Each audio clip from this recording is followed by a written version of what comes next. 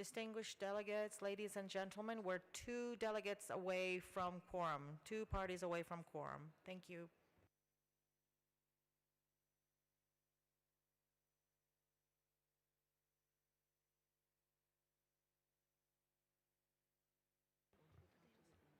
Thank you, everyone. I shall now start on agenda item 29 on livelihoods. Before lunch, Zambia introduced the document 29.2. So I note that both documents contain amendments to the Resolution Conference 16.6, Rev CoP18. I recall that in document 29.1, the Conference of Parties is noting the 6 strategies and no further changes are suggested. Whereas in document 29.2, submitted by Zambia, the Conference of Parties is welcoming the 6 strategies and a new operative paragraph 7, inviting parties to make use of the strategies that are contained in the new annex to the resolution. I understand that document 29.2 is proposed as a compromise, taking into account the discussions at SC 78 with regard to the amendments to the resolution. And I therefore suggest that we focus our deliberations on this document 29.2 first, and then we come back to the draft decisions in document 29.1. I open the floor for parties to comment on the amendments proposed by Zambia in document 29.2.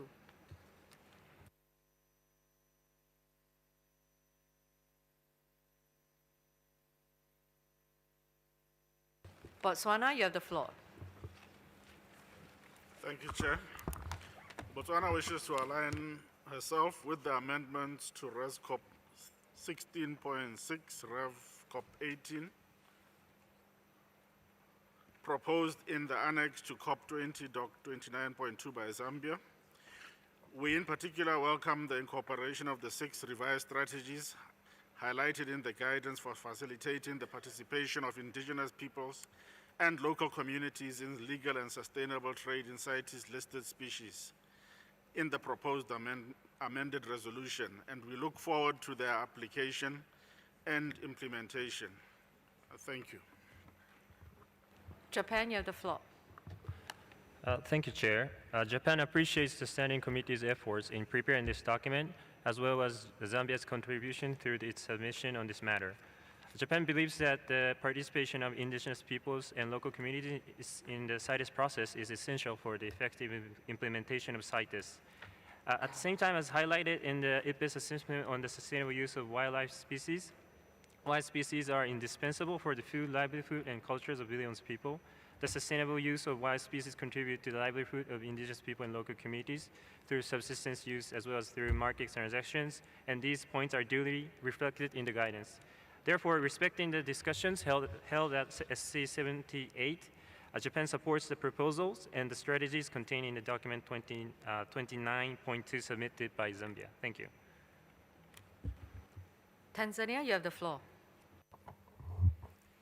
Thank you, Chair. Tanzania commends Zambia and Peru for leading the intercession working group on livelihood and IPLC. Despite diverging views on making reference to the 6 strategies direct to resolution COP 16.6, Rev COP 18, it is important to note that indigenous people and local communities can have different interpretations across range states, but their role in conservation cannot be overstated.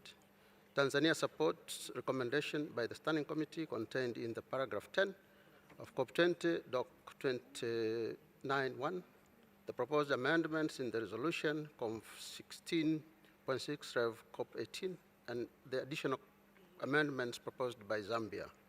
Chair, the adoption of the proposed amendments will ensure that a more formal recognition is given to livelihood considerations in future CITES resolutions and decisions. Thank you, Chair.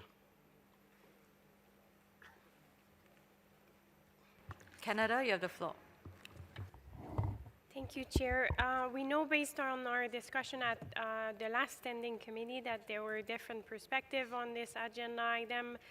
And we also note that Zambia is recommending an alternative approach for this agenda item, and we thank them for their leadership on this topic. Since the last standing committee, Canada had the opportunity to review the draft decision and the strategy in more depth, and we have a few amendments to propose, as I'm sure other parties may have. And considering this, our recommendation would be to establish an in-session drafting group to consider parties' view on the document. The intersessional group would also be a good way to rationalize document 29.1 and 29.2 into one set of recommendations. So just to close, we remain committed to work with parties to adopt a strong outcome on this agenda item. Thank you. Zimbabwe, you have the floor. Thank you so much, Chair, for giving us the floor. Chair, we appreciate that this document is a product of long discussions, which were led by Peru and Zambia. And we are very much welcome to the 6 strategies in the Ghana's documents, and we look forward to their publication on the CITES website. Chair, in as far as integration of the strategies into Resolution 16.6, Rev CoP18, is something that we possibly consider as it further cements the effectiveness and the use of the strategies. And we welcome to having discussions on that. We welcome and we appreciate the work done by Zambia and Peru, and for at least coming up with 6 strategies worth considering. Thank you, Chair. Namibia, you have the floor. Thank you, Chair. Namibia appreciates the document submitted by Zambia. The documents seek to ensure the maximum benefit for the people and community who live within the wildlife and plants and who bear the associated cost. Furthermore, the document recognizes the role of the local community as a key holder in the decision-making process related to the conservation and management of CITES-listed species. Therefore, Namibia fully supports the adoption of the proposed amendment to Resolution COP 16.6, Rev COP18, and the recommendation that the Secretariat publish a non-binding guidance for facilitating participation of indigenous people and local community in legal and sustainable trade in CITES-listed species. Thank you, Chair. India, you have the floor. Thank you, Chair. India wishes to thank Zambia for the COP20 document 29.2. So India is a party to the Convention on Biological Diversity and has also enacted the Biological Diversity Act 2002. And also the National Biodiversity Authority, State Biodiversity Authorities, and Biodiversity Management Committees. They look after the implementation of the Act and rule at national, state, and local levels. The CBD and Indian Biological Diversity Act provide for access to the benefit sharing by the local communities on biological diversity resources. The tribes in India were recognized and they rewarded for the providing the genetic resources and associated traditional knowledge. India is of the view that similar system of benefit sharing under CBD would be prevalent in other parties also. Therefore, this proposal may be duplicating the efforts and resources of the parties. So India does not support the draft amendment to the resolution conference 16.6 proposed in this document. Thank you, Chair. Malawi, you have the floor. Thank you, Chair. Malawi is in full support of all previous speakers who are aligning with the views of Zambia. Thank you. Indonesia, you have the floor. Thank you, Chair. Thank you, Secretariat and Zambia for providing the documents.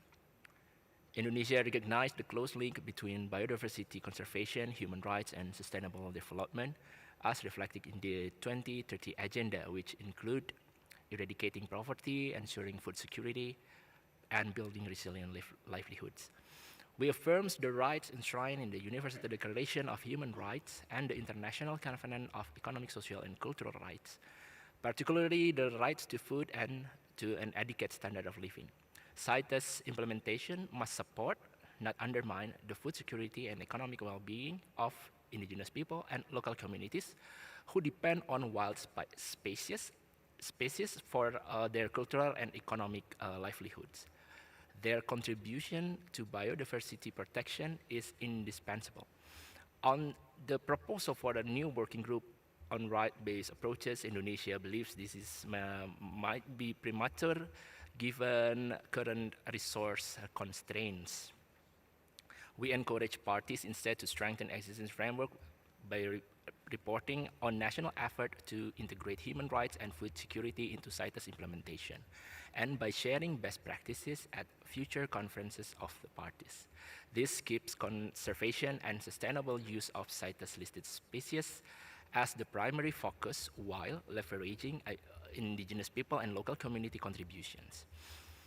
We also invite the Secretariat to collaborate with relevant UN bodies to align CITES with the Sustainable Development Goals, ensuring a balanced approach to conservation and development. Indonesia remains committed to constructive dialogue and cooperation to advance the shared goals of CITES, honoring the rights, knowledge, and contribution of indigenous people and local communities. I thank you, Chair. Indonesia, can I just get a clarification? Were you giving an intervention for agenda item 30 on integrating human rights, livelihoods, and food security? Because we're at item 29. Our intervention is for agenda number 29. Thank you, Chair. United States of America, you have the floor. Thank you, Chair. The United States appreciates Zambia's efforts to propose an alternate form taking into the concerns that came out of the in-session working group at SC 78. But we remain opposed to the adoption of the draft amendments to the resolution COMP 16.6 Rev COP 18. We think adoption would be premature given the divergent views of the parties, and further, there are elements in the proposed amendments that go beyond the mandate and scope of CITES. We appreciate that Zambia removed references to markets and price structures of the value chain, but such changes are still not sufficient to enable the United States to support the reference in the resolution. Thank you, Chair. European Union, you have the floor. Thank you, Chair. I speak on behalf of the EU and its 27 member states. We acknowledge and appreciate the efforts by Zambia in trying to find a way forward. We take note that the now revised version of the draft guidance in 6 strategies have been amended and shortened. We acknowledge that indigenous peoples and local communities rely on a wide range of animal and plant species for their livelihoods. We also acknowledge that challenges with livelihoods exist in many countries. However, our concerns remain the same as with the original draft guidance in 6 strategies. CITES is not meant to help parties to enhance trade in wild species, but only to regulate trade where it exists for the sake of species survival by ensuring any trade is sustainable. Therefore, we cannot agree to using CITES to give guidance to parties on how to enhance international trade of endangered species. Additionally, the draft guidance mainly identifies national governments as key actors for its recommendations. We too believe that these challenges are best addressed at national level with the appropriate tools. Parties may already now implement national measures and enhance such trade if they so wish, as long as they are within the CITES framework. They may also reach out to other parties for knowledge exchange and assistance. We therefore oppose document 29.2 as a matter of principle and mandate of CITES. Thank you. United Kingdom, you have the floor. Thank you, Chair. The UK would like to align with the EU's comments, but could also support Canada's proposal for a drafting group on this topic. Thank you. Benin, you have the floor. Merci, Madame la Présidente. Le Bénin reconnaît l'importance des populations autochtones et des communautés locales dans la conservation des espèces. Cependant, comme beaucoup de pays l'ont dit déjà, il y a des mécanismes qui existent au niveau international et au niveau national pour pouvoir régler cette situation.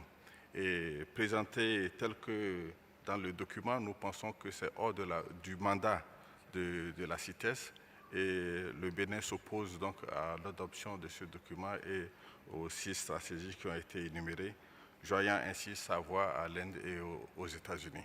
Merci.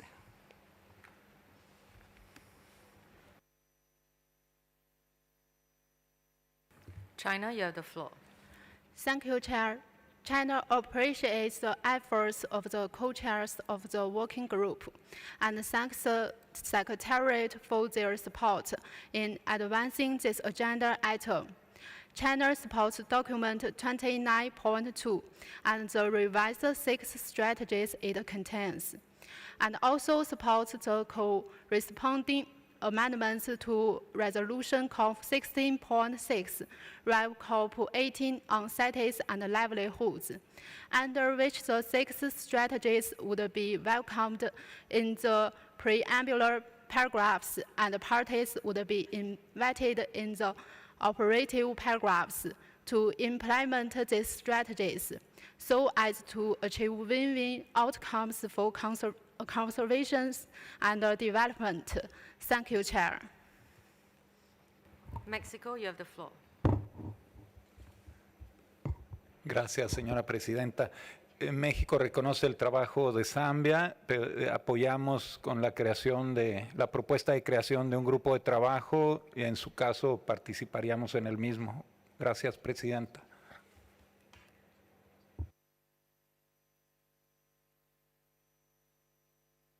Kenya, you have the floor. Thank you, Madam Chair. And like others, we want to acknowledge the work that has been done by the 2 chairs of the working group. Madam Chair, this revision attempts to justify adopting amended guidance and strategies, incorporating the revised strategies into Resolution 16.6 as revised at COP18 on livelihoods and posting the guidance on the CITES websites. Just like the EU, we consider that the recommendation amount to the promotion of trade and therefore go beyond the Convention's mandate. Madam Chair, we therefore want to align with the EU comments and the US and oppose the adoption of this document. Thank you. Zambia, you have the floor. Thank you, Madam Chair. We appreciate the comments from the different parties, and we have taken note of their views. Just wanted to stress that the guidance we're recommending is non-binding, and we did not at any time want to give instructions to CITES. Thank you.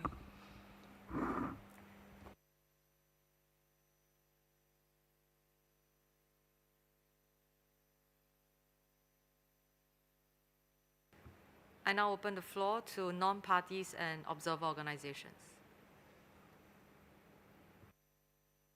Born Free Foundation, you have the floor. Thank you, Chair. I'm making this intervention on behalf of 13 observer organisations, and I'll provide the names of those organisations to the Secretariat.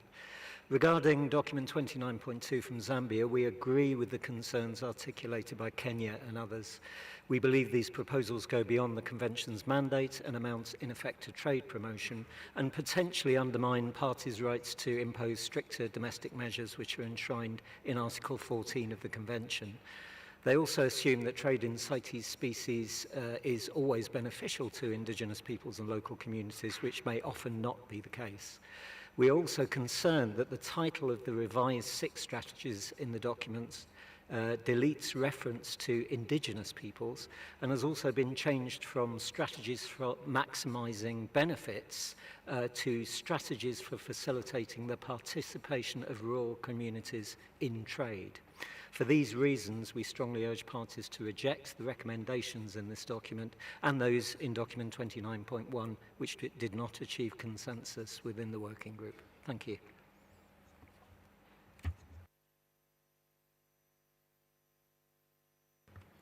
Safari Club International, you have the floor. Thank you, Chair.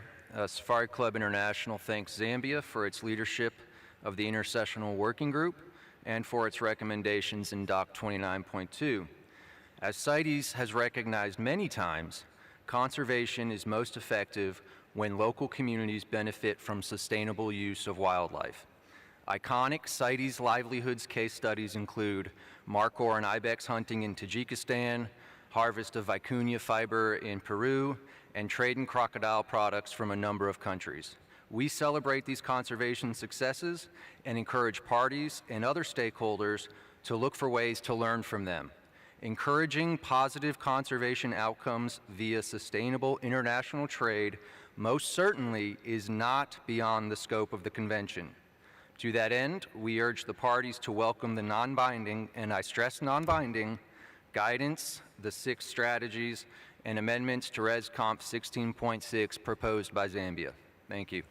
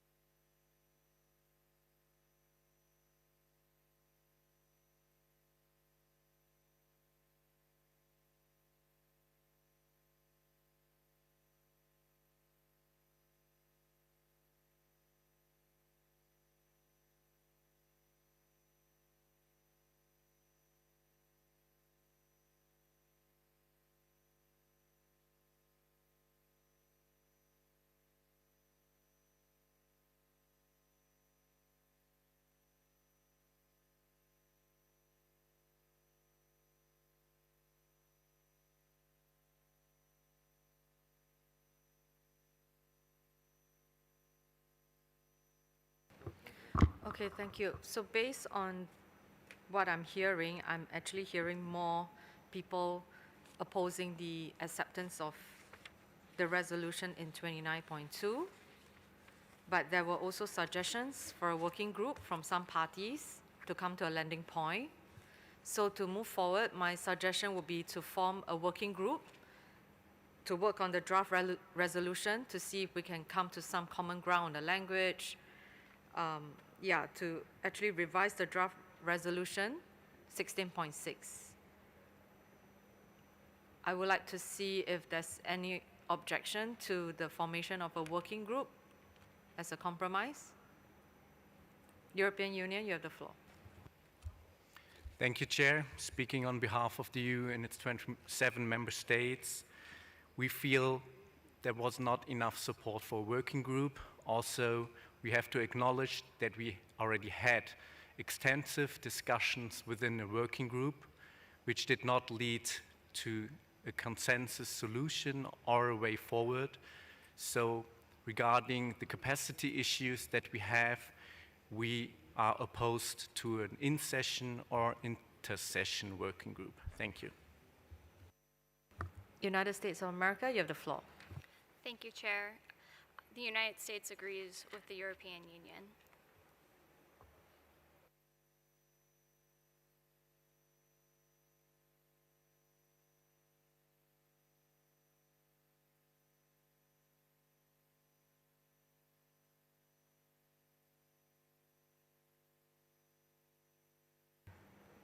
Zambia, I give the floor to you. Thank you, Chair.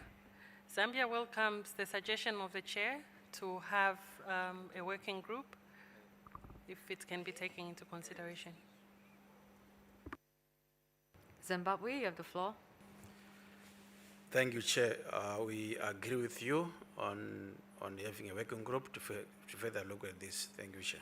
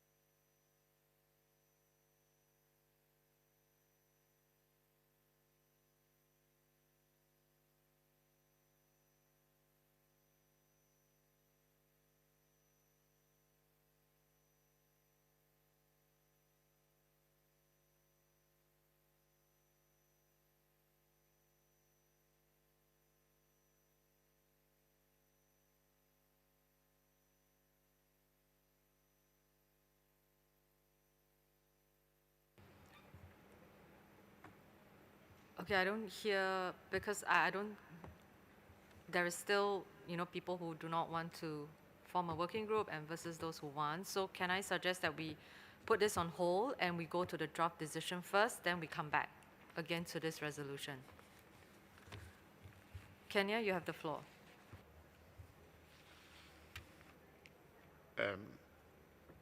Madam Chair, we were aligning to the comments by the EU and US not to have the working group, because we have been intensively discussed this subject in previous working groups. And with the earlier adoptions of non-binding guidelines, we feel we can rest this case as it is. Mozambique, you have the floor. Thank you for the floor, Madam. Mozambique also support the position of Zambia. Thank you very much.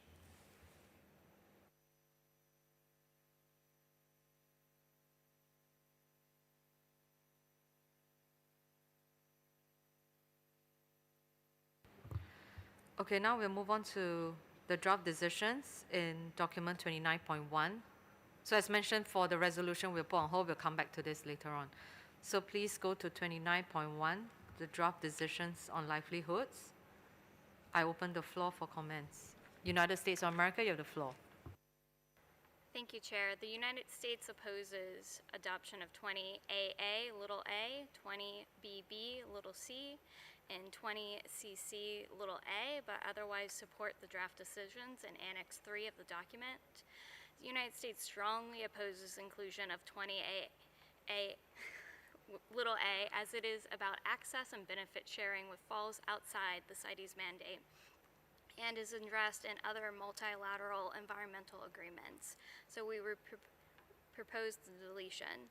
Regarding 20BB, little c, and 20CC, little a, the United States does not believe that another technical workshop needs to be organized or an intersessional working group on livelihoods to be established. It is sufficient for the case studies developed as part of 20BB, little b, to be compiled and analyzed by the Secretariat and then reviewed by the Standing Committee. So we would propose deletion of both. Case studies should be focused on CITES listed species, so we also suggest some clarifying language for 20BB, little b, by adding of CITES listed species after products. Our proposed edits and detail can be reviewed in Information Doc 61.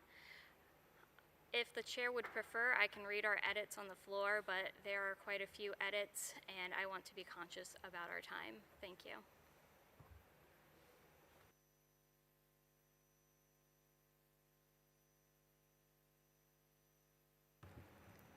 Any more views from the floor?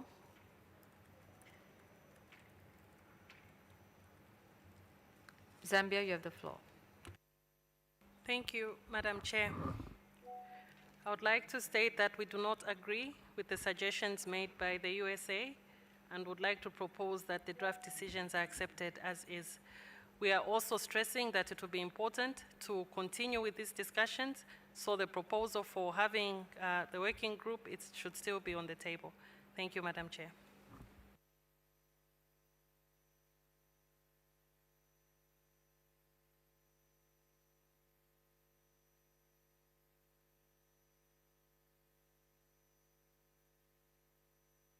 I now open the floor to non-parties and observer organizations.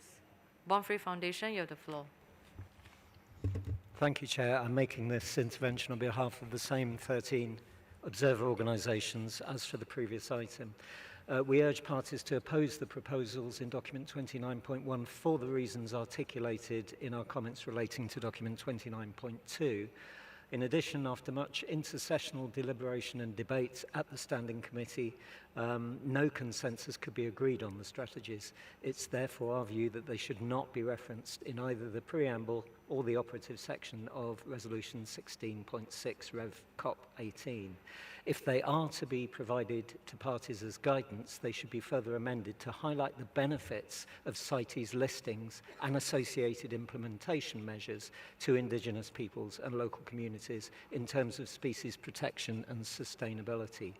We also oppose pursuing a new work stream on certification and labelling schemes, which would be resource intensive at a time when resources are scarce, has previously been rejected by parties and goes beyond the mandate of the Convention. Thank you.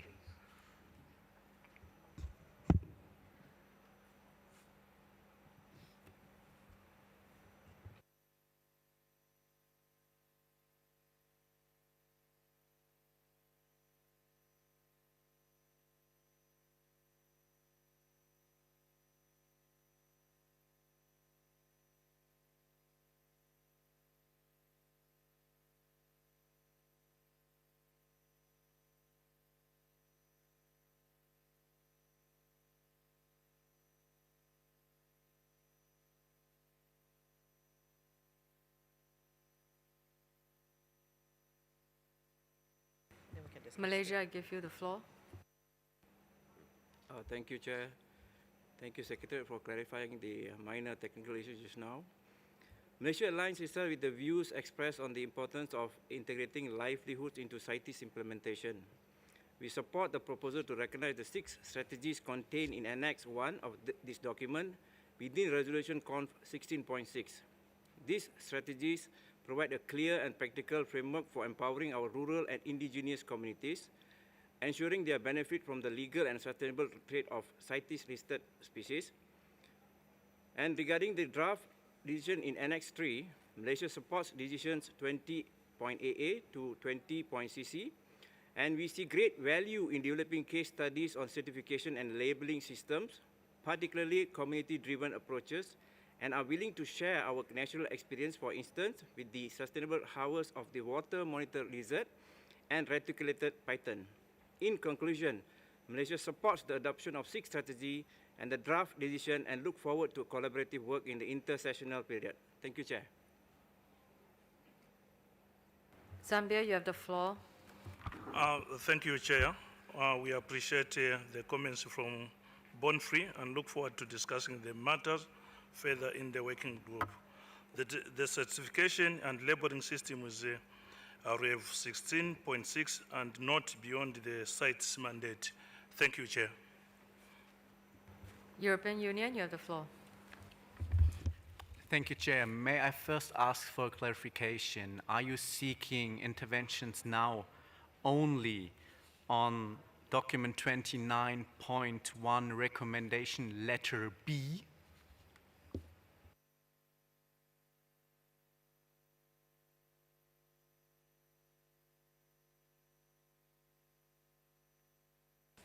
European Union, yes, only recommendation 10 little b, the draft decisions in Annex 3. European Union, you have the floor.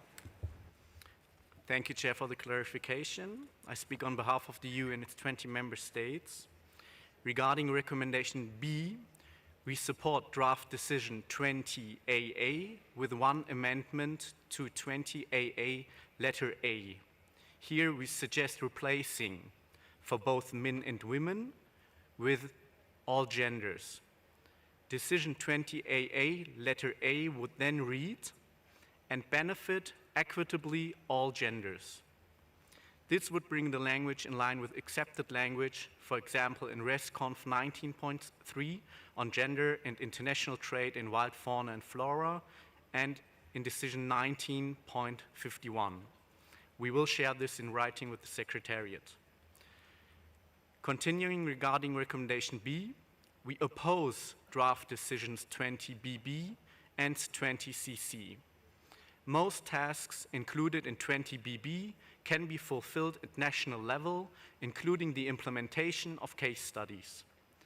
This would be equally useful and effective while being more resource efficient towards the Secretariat. The outcomes and all information shared under draft decision 20.AA letter B could be shared with other parties through information documents. Consequently, there is no need to establish a working group. Thank you.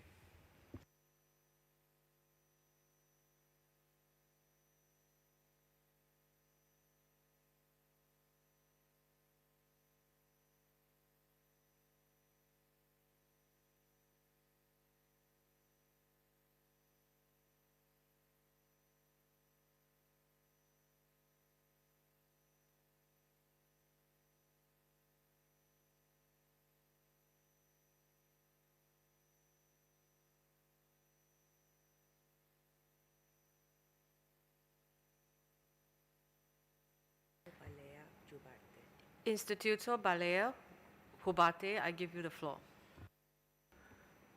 Thank you, Madam Chair. I speak on behalf of the Brazilian Humpback Whale Institute, Divers for Sharks, and the Sharks of Ilha Grande Bay project. With the utmost respect for the work that's been done on livelihoods until now, we note with great concern that CITES in general continues to ignore the existence of non-extractive users of wild fauna and flora, and that millions of people depend on the protection of species under CITES to gain their livelihoods. That is particularly the case for marine species, where coastal communities benefit from ecotourism, diving, and other types of non-lethal appropriation of these animals. And we would invite the parties and the CITES Standing Committee to start looking at that, at the billions of dollars that are made from protecting the species that are listed under the convention, and incorporate the information about that and the impacts that trade in this species have in the livelihoods of non-extractive users of wild fauna and flora. Thank you very much.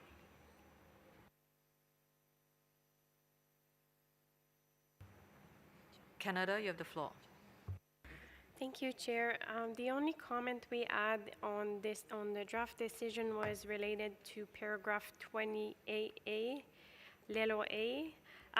We felt that the paragraph was more closely related to the topics that we discussed under item 27 on the engagement of indigenous peoples as well as local communities, and not so much linked to this, the work on the livelihood. So instead of having two tracks, we would rather to delete this paragraph, considering that we'll look for ways to engage indigenous peoples and local communities as we agreed with the draft decision. So our proposal would be to delete the little a, but we could support the U.S. amendment. I believe it was the U.S.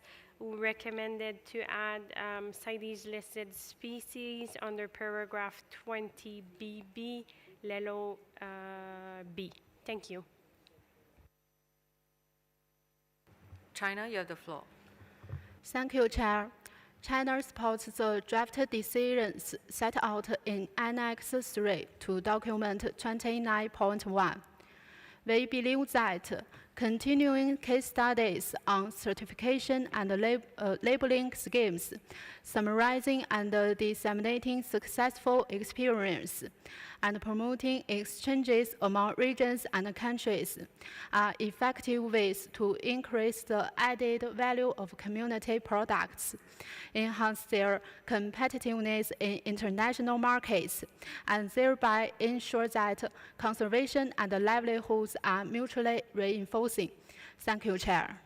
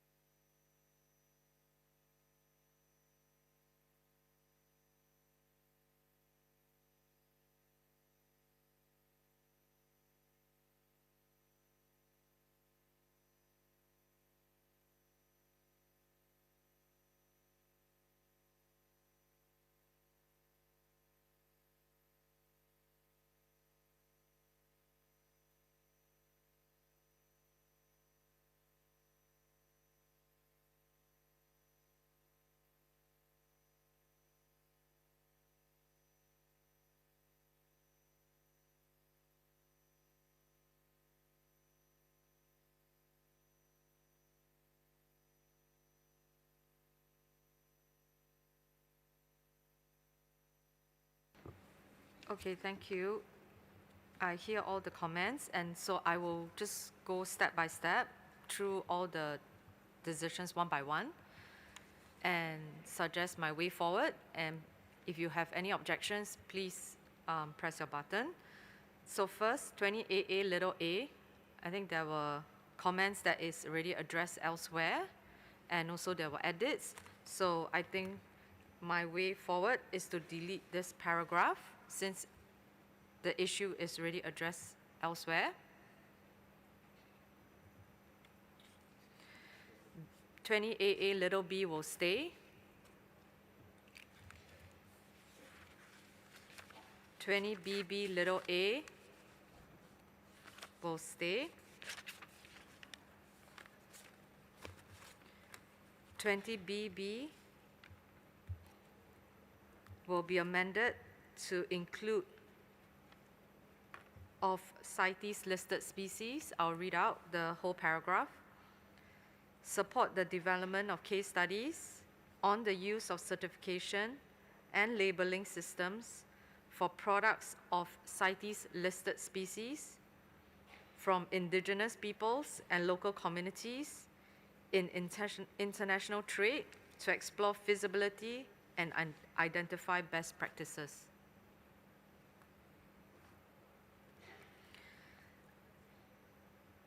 I go to 20BB little c.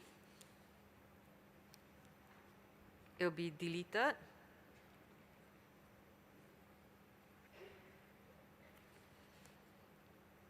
20BB little d will remain.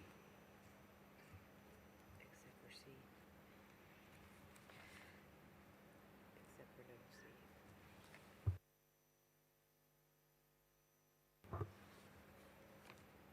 20BB little d, except for the little c.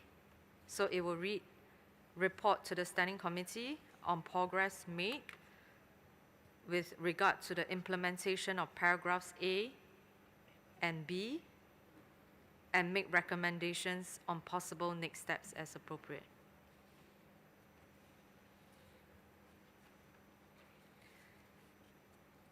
(20cc little a)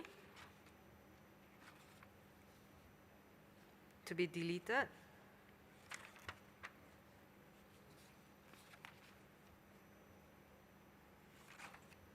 And 20cc little b to stay.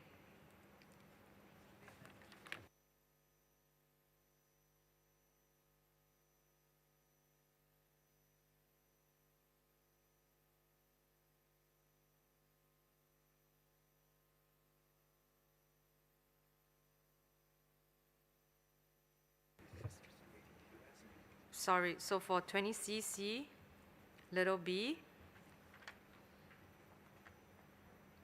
it will read, the report of the Secretariat on progress made under Decision 20BB and make recommendations as appropriate to the 21st meeting of the Conference of Parties.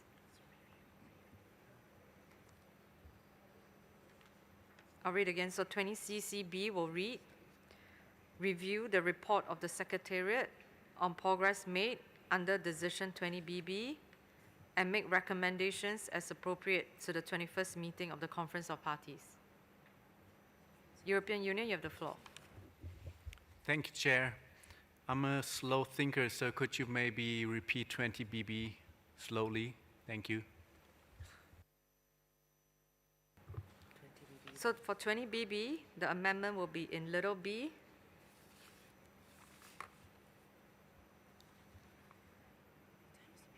I will read the paragraph. Support the development of case studies on the use of certification and labeling systems for products, and then the new insertion of CITES listed species from indigenous peoples and local communities in international trade to explore feasibility and identify best practices.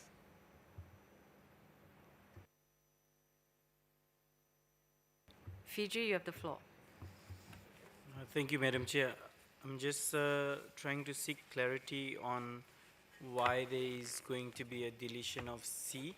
I understand that 20BB reads subject to the availability of extra budgetary resources, and the 20BB B, small b, and 20BB C are two different components. So organizing a technical workshop to review and supporting the development of case study are two different aspects. So may I seek clarity on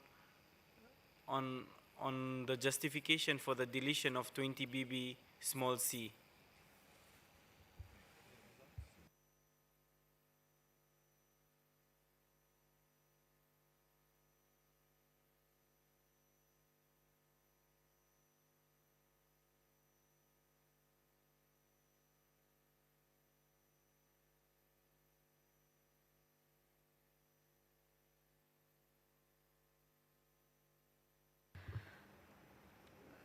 Okay, so the thing is for 20 BBC, I think there were views on removal of the workshop because, there's just a need to look at the case studies.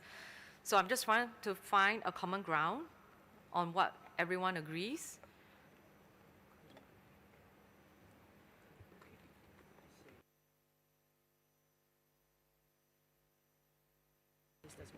Zambia, you have the floor. Thank you, Madam Chair. Riding on what Fiji has submitted, I think we also want clarity over the same, because the technical workshops which take place provide an opportunity for the parties who are interested in this matter to share knowledge and to basically work through what we are supposed to, at least in an in-person meeting. United States of America, you have the floor. Thank you, Madam Chair. We support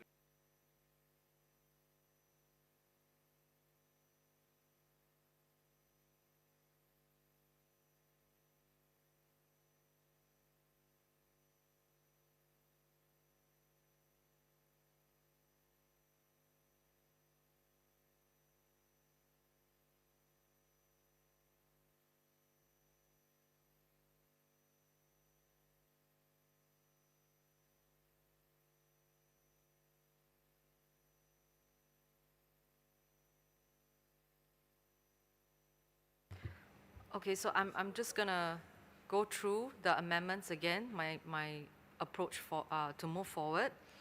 So for the technical workshop, if you can see from 20 BB little b, there will be development of case studies. So my suggestion is that let the development of the case studies be done first, brought to the standing committee. You know, then after that we could decide on what is the next step. Because, you know, we don't have much time and we still have a big agenda ahead. So can we agree to move forward? I will go through again on the suggested amendments, and then I will again seek if there's any strong objection to it.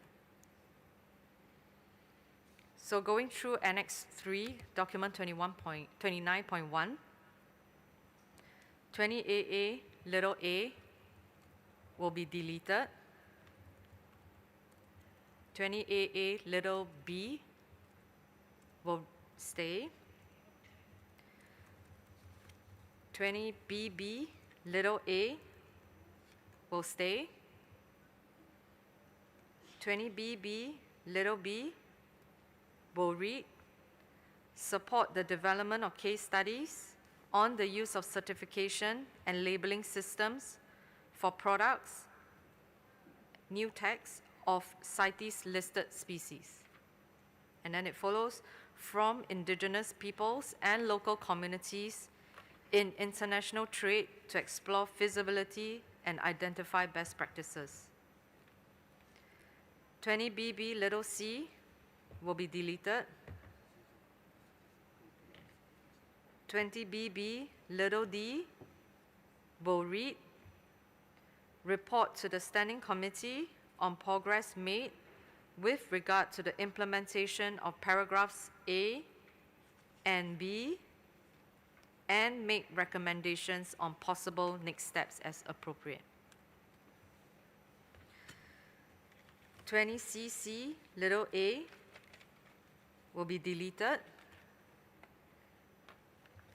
20CC little b will read, review the report of the Secretariat on progress made under Decision 20BB and make recommendations as appropriate to the 21st meeting of the Conference of Parties.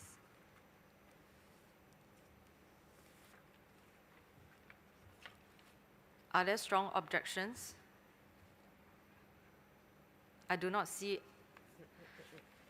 Fiji, you have the floor. Thank you, Madam Chair. Firstly, Fiji objects to the deletion of 20AAA. For us, this is a very important component.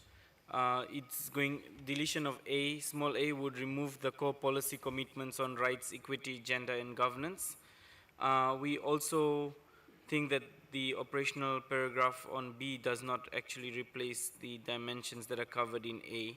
And this is going to be also removing the alignment with UN DRIP, CBD, Nagoya Protocol, and also past CITES decisions.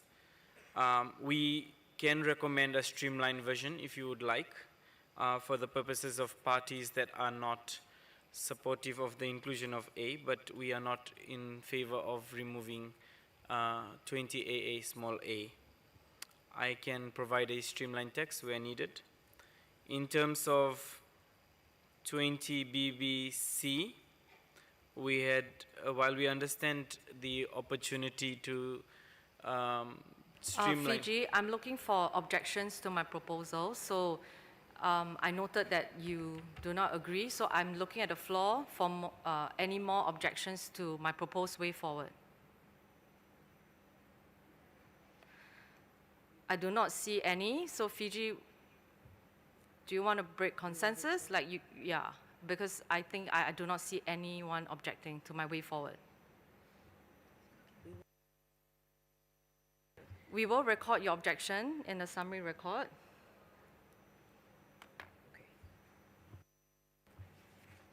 Fiji, you have the floor.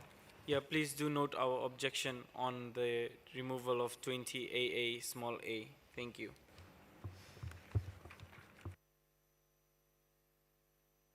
Thank you, Fiji. Just read out.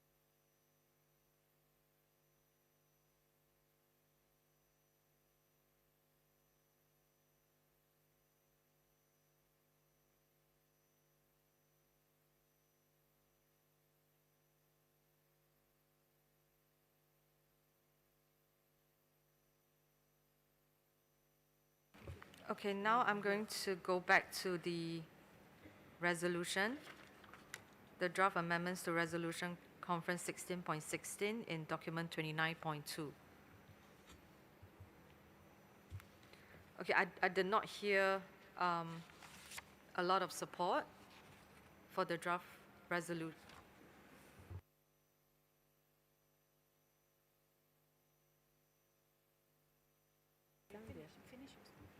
Finish what you're saying. Okay, so we'll come back to the draft amendments to the Resolution Conference 16.16 in 29.2. So my sensing was that there was no support for the resolution. So my proposed forward is that we have decided on the draft decisions.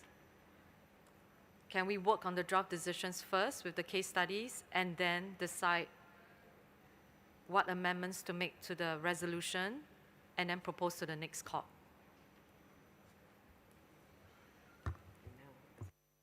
Zambia, you have the floor. Thank you, Madam Chair. I feel we skipped too quickly from 29.1. We did put forth that we did feel that there was a need to have a working group, but there were others who opposed this and we just went through. I would like to request for a vote over the matter, over the resolution. Yep.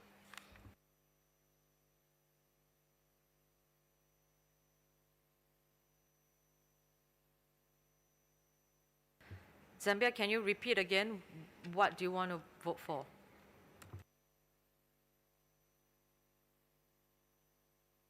Zambia, you have the floor. Whether we keep the resolution 29.1 as is or adopt the changes which you have proposed, in particular pertaining to the working group on livelihoods.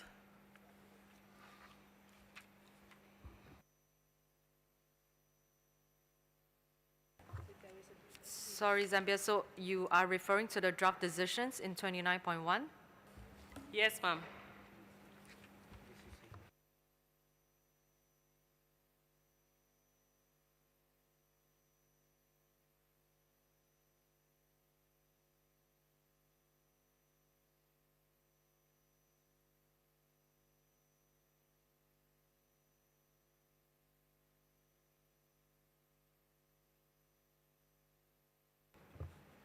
Zambia, I have already closed 29.1 and I did ask if there were any objections and I did not see any response from the floor. And I raised my flag, ma'am, but you did not see me.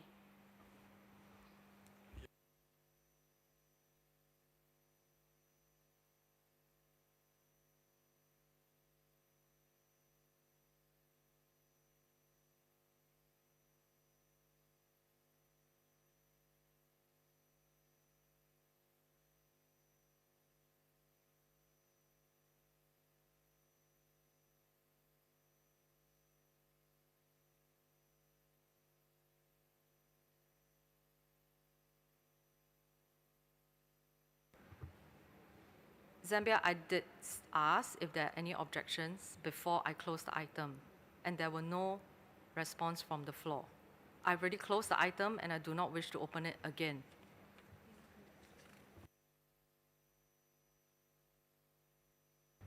Zambia, you have the floor. Chair, with all due respect, we pressed the button and one of the aides, she must be around here, came. We even raised this, but you didn't quash or give us the floor. So we still appeal to you, Chair, just to allow the due process to be done. Let's put it to a vote, not just throwing it away just like that. Thank you, Chair.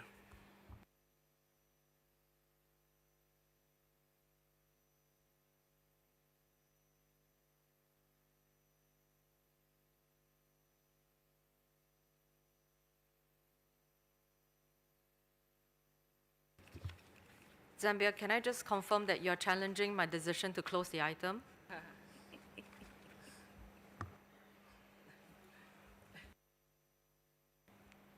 Sorry, Chair, it's not challenging, it's a request, an appeal. Because we did what you said we didn't do. We actually did. And the people who are around here can attest to that fact. Thank you.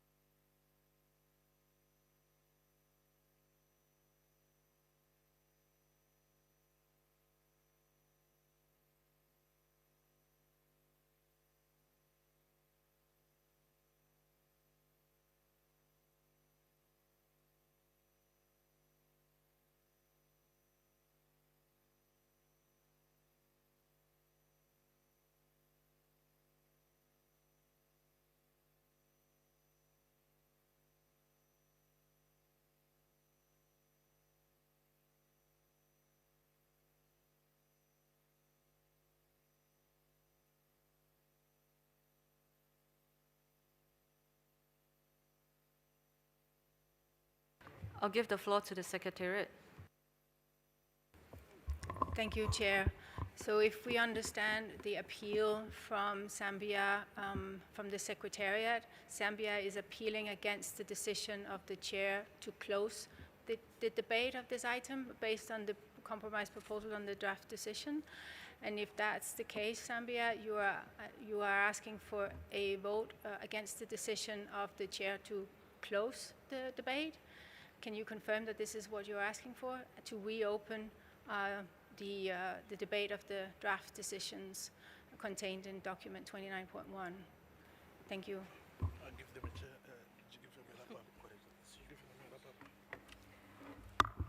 Thank you, Chair. Like we did indicate, we were not heard before the session was closed. So if that's the language, yes, we're requesting that we continue on 29.1.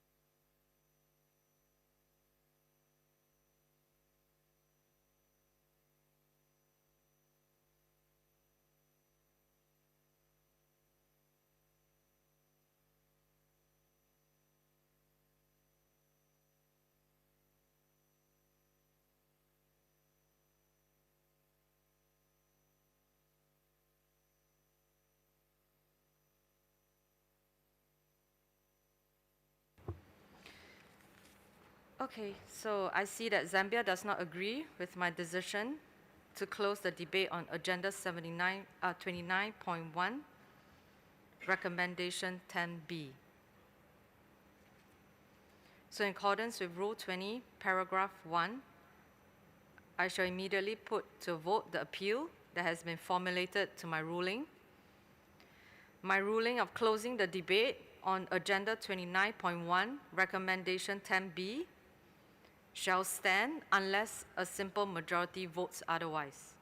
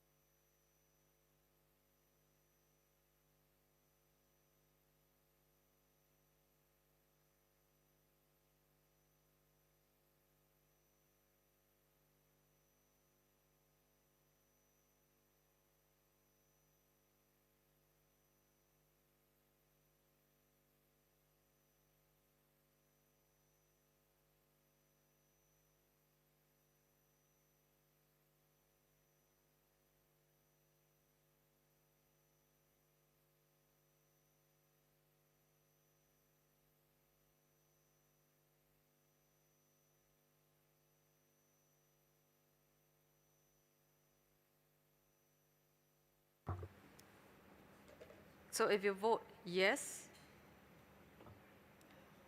my ruling of closing the debate on Agenda 29.1, Recommendation 10B, will stand. If you vote no, means we will reopen the debate for Agenda 29.1, Recommendation 10B. I repeat again, if you vote yes, my ruling of closing the debate for Agenda 29.1, Recommendation 10B will stand. If you vote no, we will reopen the debate on Agenda 29.1, Recommendation 10B. Is that clear?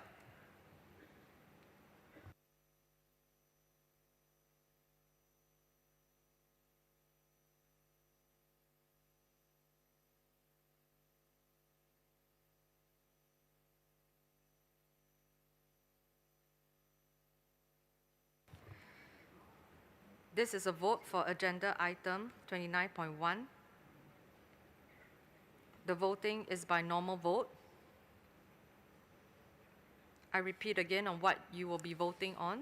If you vote yes, my ruling on closing the debate for agenda item 29.1, recommendation 10B will stand. If you vote no, we will reopen the debate for agenda 29.1, recommendation 10B. Since the vote of the European Union will be cast by the individual member states, since this is a vote on a procedural matter, the decision will be adopted by simple majority. Technician, are you ready? Parties, you have 40 seconds to cast your vote. The ballot is open now.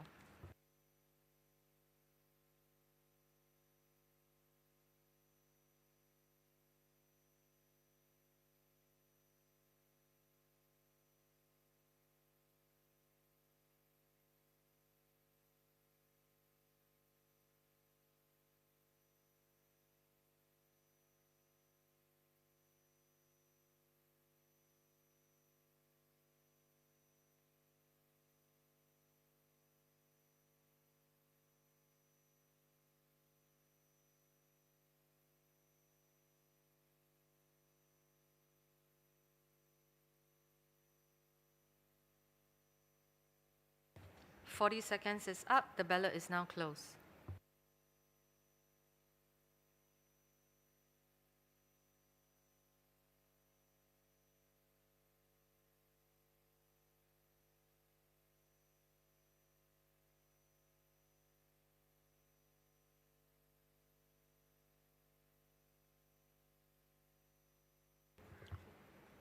So the result is that we will reopen the debate.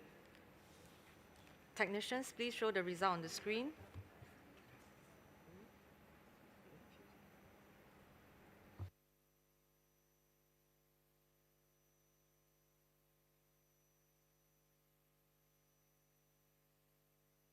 Please show the individual votes of the parties on the screen.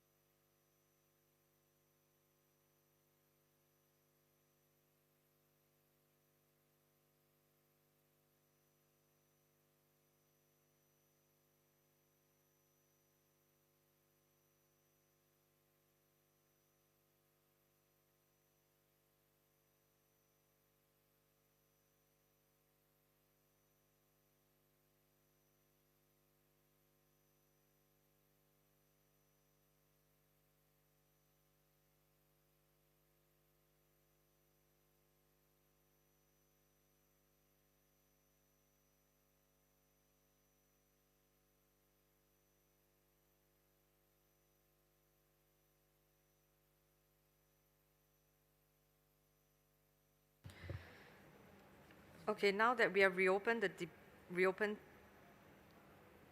20cc, can I just confirm with Zambia that you wanted a vote on this as well? To establish an intersessional working group. Zambia, you have the floor. Thank you, Madam Chair.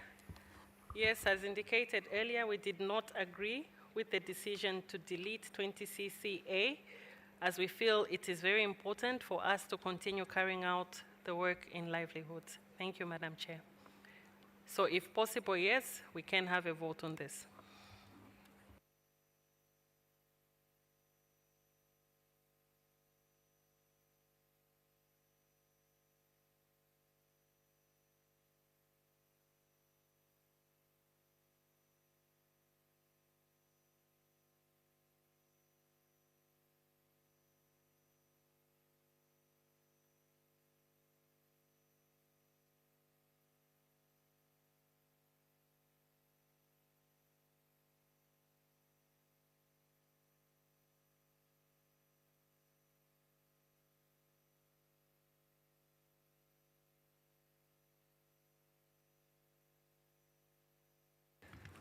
Okay, so we'll go to a vote now for Agenda 29, Document 29.1, Annex 3, 20cc, little a.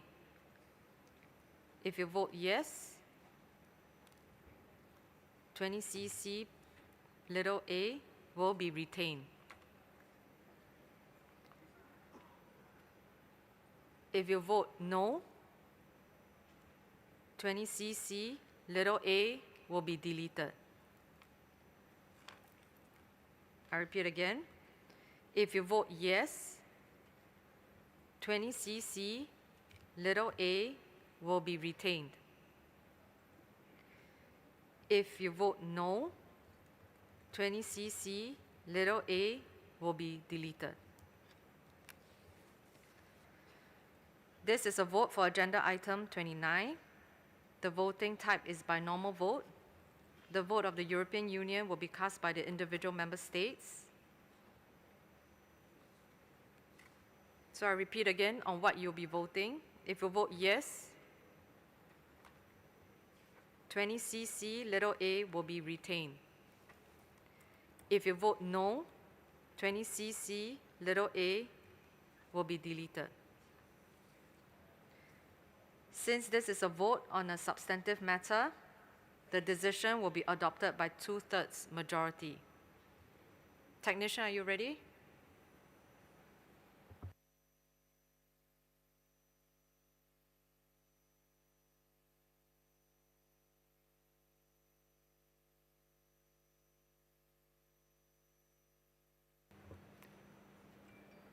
the seat which is next to Malta, your card is not properly inserted.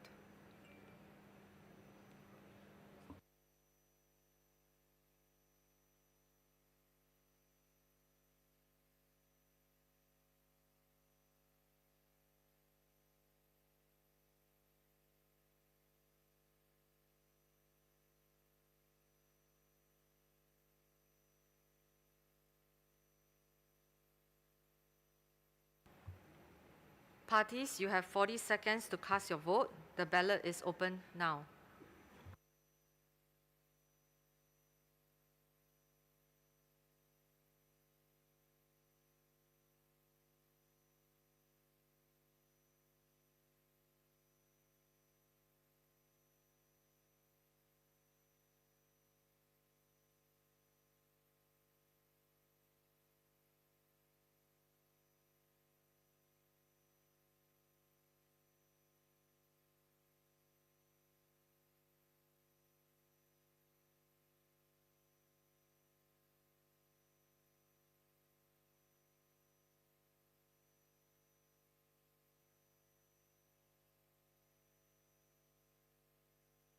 Forty seconds is up. The ballot is now closed.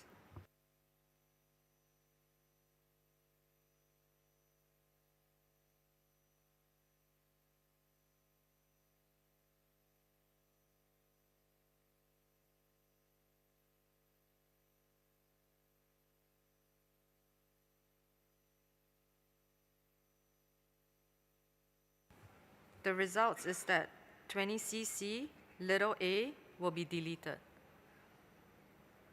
Technicians, please show the result on the main screen.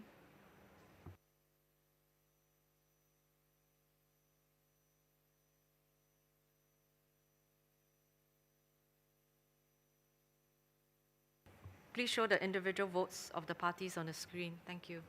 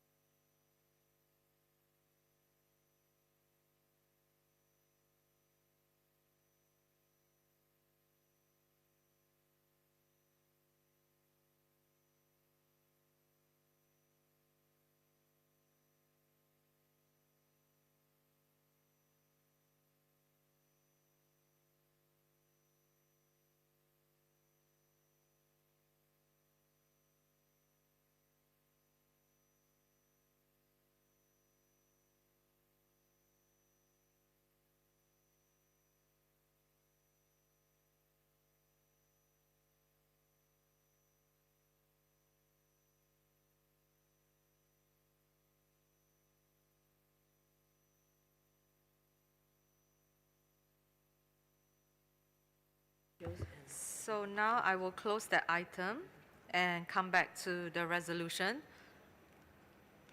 So I was suggesting that for the resolution is that we will leave it because for the draft decisions, it has already been decided and that work will continue. So we can come back to the resolution after the intersessional period and then it can be submitted again to the next COP. So I want to see if there's any objection on the way forward for this. Canada, you have the floor. Thank you, Chair.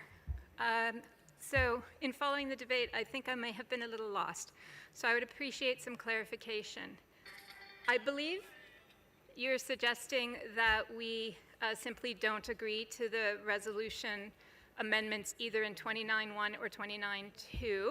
And I can understand why you are suggesting that.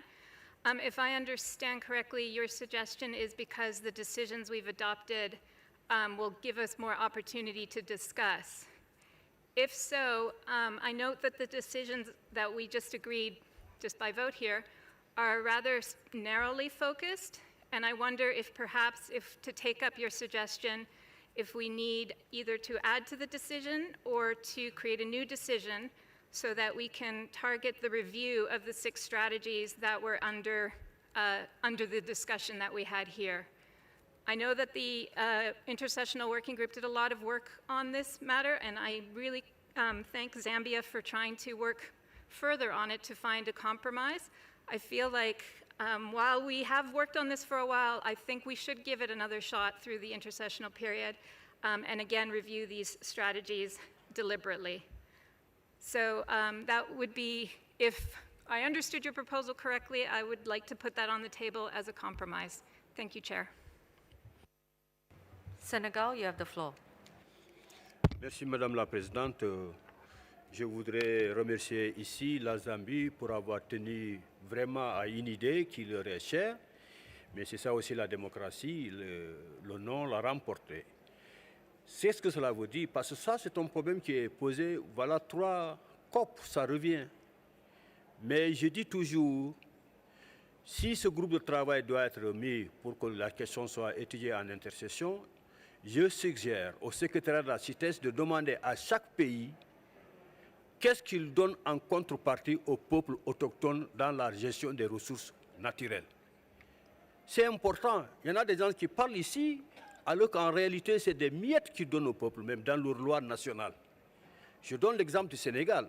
Quand on fait les aménagements forestiers, on n'est pas un pays grand forestier ni de ressources fauniques, mais sur les recettes financières de l'exploitation, 60% va à l'État, 40% va aux populations locales. Voilà un modèle qui permet de prendre au niveau national les aspirations des populations. Parce que comme je l'ai dit, nous ne saurions garder longtemps que possible la biodiversité dans les aires protégées ou dans les habitats si les peuples qui sont autour n'y trouvent pas leur intérêt. Et c'est ça la quintessence de ce document. Merci.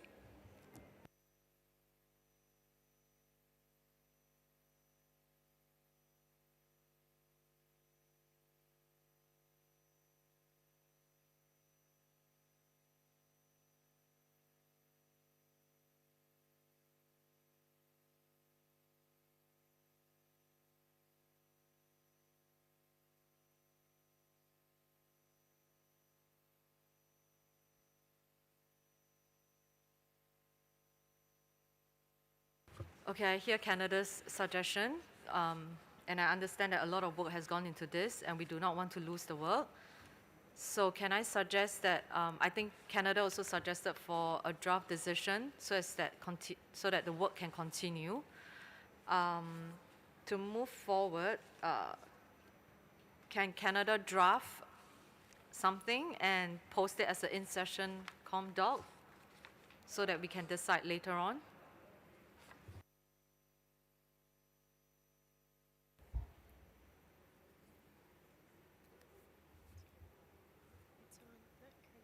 Oh, yes, yes, Canada can do that. We will use the previous decision 1834 as our template, but focus only on the one issue of reviewing the 6 strategies. And we will share that with the Secretariat at the close of this session so it can be put in a com doc.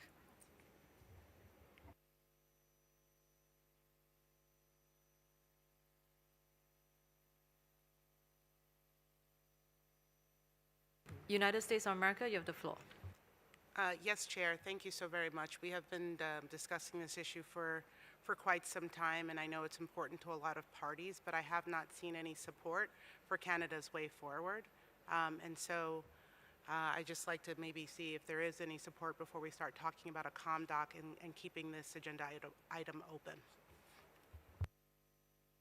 European Union, you have the floor. Thank you, Chair. The EU and its 27 member states align with the US comment. We also feel like we are getting ahead of ourselves with your suggestion. From my notes, which are obviously not free of fault, I see that most voices and interventions from the floor were opposing a working group, a drafting group, whatever we would call it, and we're also opposing the 6 strategies and the guidance document to be used to open the ResConf. Thank you. Mexico, you have the floor. Gracias, señora presidenta.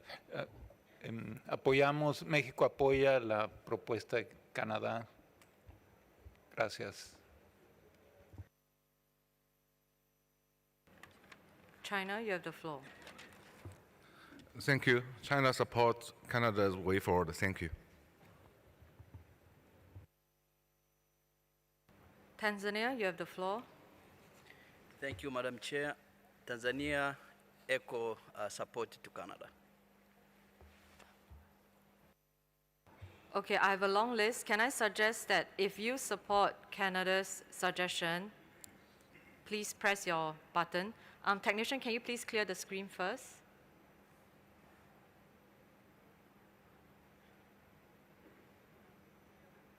If you support Canada's suggestion, please press your speaking button now so that I can have a look.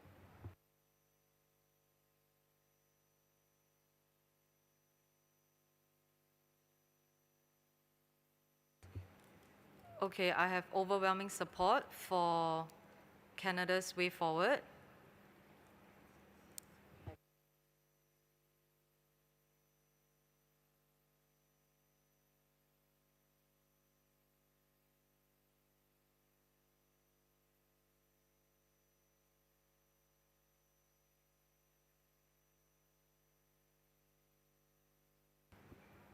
I had about 20 plus from different regions. So as a compromise, I'm asking if we can move forward with Canada's suggestion to just review the 6 strategies.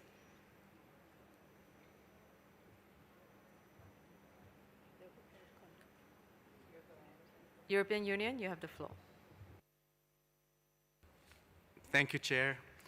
We do have to point out that we question the formulation overwhelming because we are 27 in total, plus the USA, that makes 28.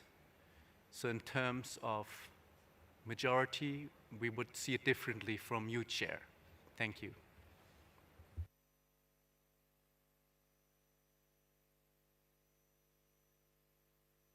Yep, noted. European Union.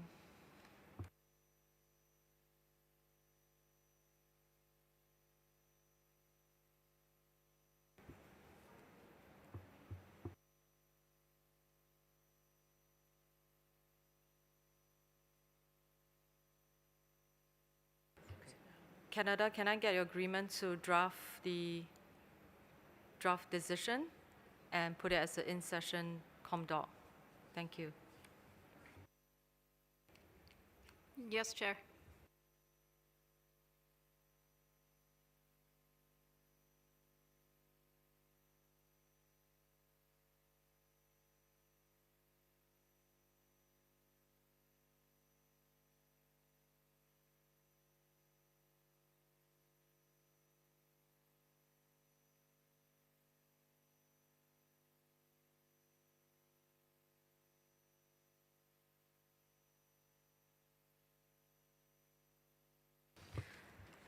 Okay, so for the last recommendation, it's on the deletion of decisions 18.33, Ref Corp 19 to 18.35, Ref Corp 19.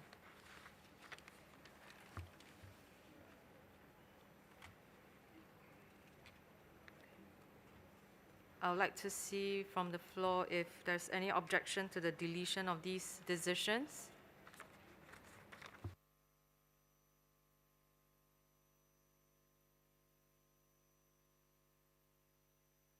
Botswana, you have the floor.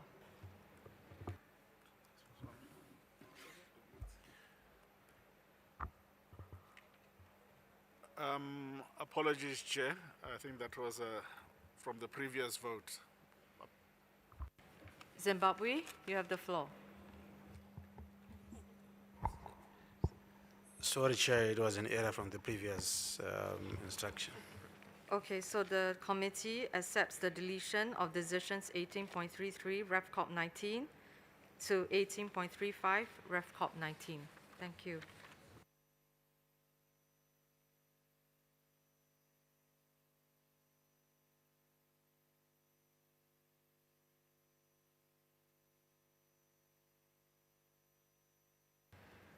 For 29.2, we will adjourn while waiting for Canada's ComDoc. Thank you.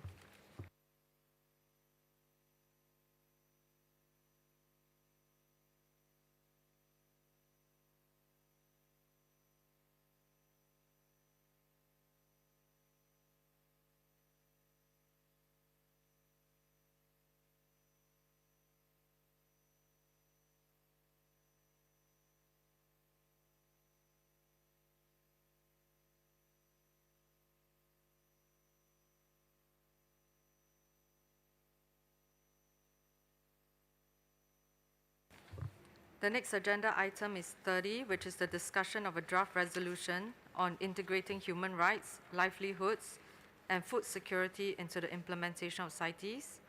I call on Zimbabwe to introduce the document. Zimbabwe, you have the floor. Thank you, Chair.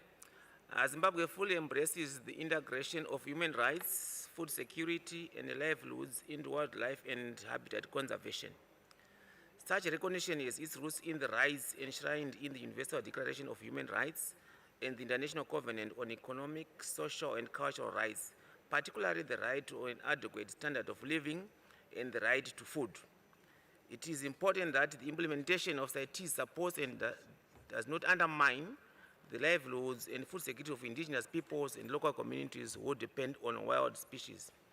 In this regard, Zimbabwe urges parties to undertake, where appropriate, socio-economic assessments for proposals to amend the appendices and for other regulatory measures that may affect indigenous peoples and local communities. We believe that this is within the CITES mandate and is not burdensome, especially when compared to the conservation benefits it brings to the overall objective of sustainable wildlife trade through mutual participation of the very same people whom we always consider as having sound traditional knowledge in wildlife conservation. In addition, Zimbabwe requests the Standing Committee to consider the establishment of a working group to further explore mechanisms to operationalize human rights-based approaches within CITES, including tools for assessing socio-economic impacts and community engagement. Chair, Zimbabwe is willing to engage fellow parties and positively consider their contributions to this document. I thank you, Chair. Thank you, Zimbabwe. I now open the floor for parties to express their views. Senegal, you have the floor. Merci, Madame la Présidente. Je voudrais tout d'abord remercier le Zimbabwe et dire que cette question aussi a fait l'objet de plusieurs propositions qui ont fait l'objet de rejet lors de la COP17, COP18. Et comme je le dis toujours, nous au Sénégal, je maintiens la gestion des intérêts des populations locales par la législation locale. Je m'exprime. Quand une espèce est inscrite à l'annexe, supposons annexe 2, ça veut dire quoi? Il faut réglementer sa gestion de façon que ça ne porte pas à la survie de l'espèce même en question et en revanche à la population locale. Je crois que tout tourne là. Alors que quand on laisse l'espèce libre, ça peut être sujet à une exploitation qui impacte contre des règles de survie de l'espèce. Parce que quand une espèce est en annexe 2, la première étape qui suit après l'inscription, c'est de faire un ACNP pour voir est-ce que l'exploitation vers l'étranger, vers l'extérieur, va affecter la survie de l'espèce. Et quand ça affecte la survie de l'espèce, ça affecte la survie des populations. Je crois que c'est des questions qu'il faut prendre en considération à partir de nos textes nationaux. C'est là que se trouve le combat. Mais ce n'est pas à la CITES de venir réglementer la survie des populations au niveau local. Au contraire, les inscriptions le favorisent. Merci.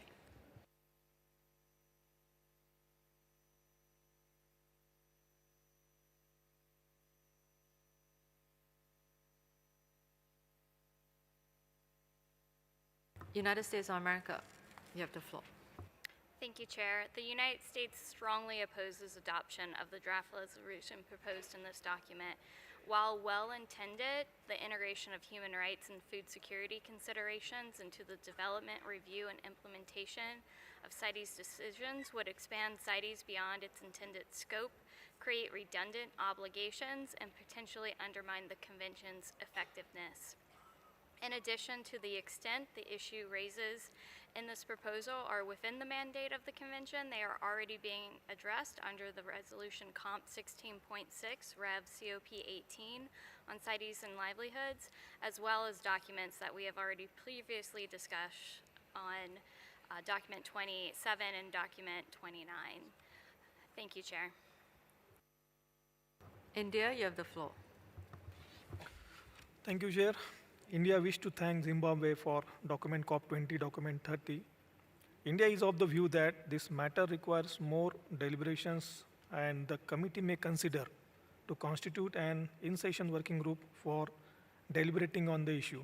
India will be happy to be a part of the working group in case the committee so decide to refer it. Thank you, Chair. Kenya, you have the floor. Thank you, Madam Chair.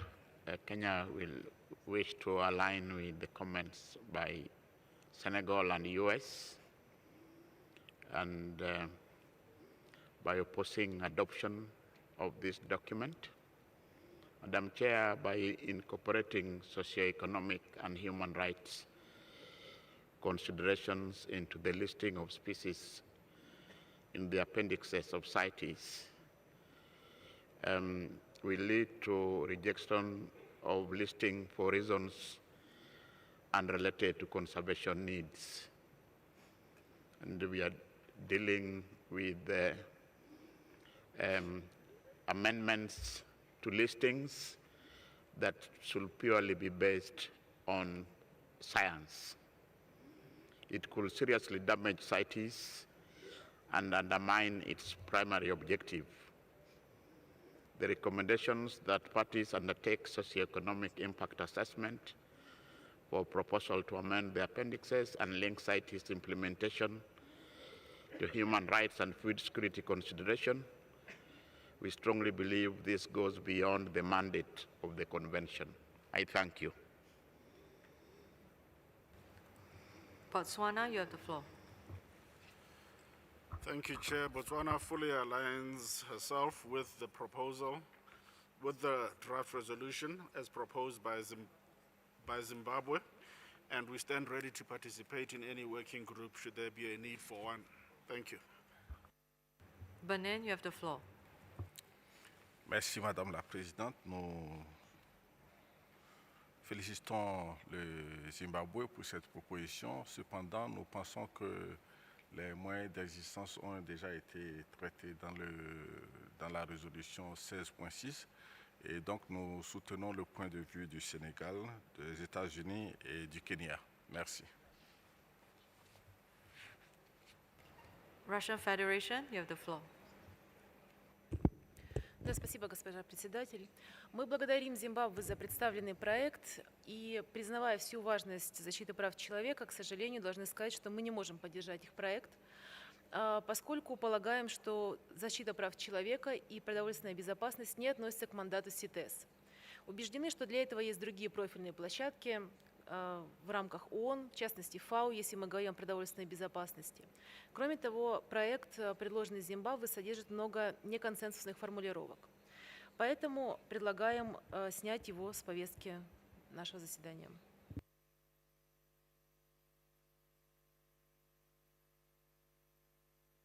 Zambia, you have the floor. Thank you, Chair, for giving Zambia the floor. Zambia fully aligns itself with Zimbabwe's submission.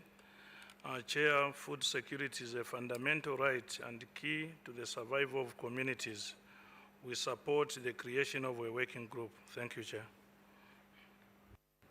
Sudan, you have the floor. Thank you, Madam Chair. As a Sudan's point of view, this issue is outside of CITES mandate. Sudan is aligning with the position of Senegal and USA. Thank you. Iran, you have the floor.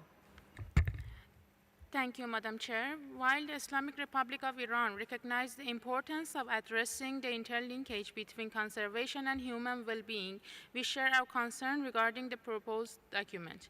We believe that CITES is not the appropriate forum for the comprehensive integration of human rights and food security issues.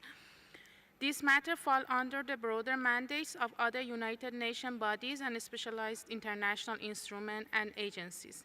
We also note that the existing resolution and mechanism already provide a framework for addressing the need of communities, including aspects related to sustainable use and food security.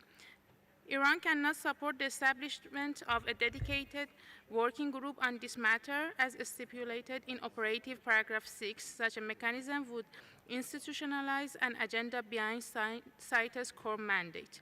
Therefore, Madam Chair, while appreciating the submission by Zimbabwe, we cannot support the document. Thank you. DRC, you have the floor. Merci, Madame la Présidente. Nous apprécions le travail des Zimbabwéens, mais nous pensons que, de la même manière que les autres, que la question des droits de l'homme et la sécurité alimentaire va au-delà des mandats de la CITES. Je pense que la question des moyens d'existence des communautés aurait beaucoup plus de sens. Je vous remercie.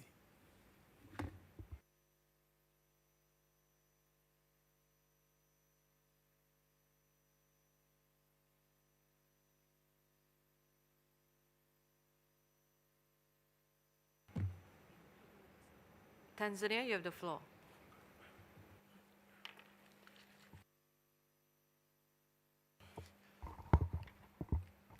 Thank you, Madam Chair. The United Republic of Tanzania would like to align ourselves with all the parties who supported Zimbabwe in their submission. Thank you. Niger, you have the floor. Merci, Madame la Présidente.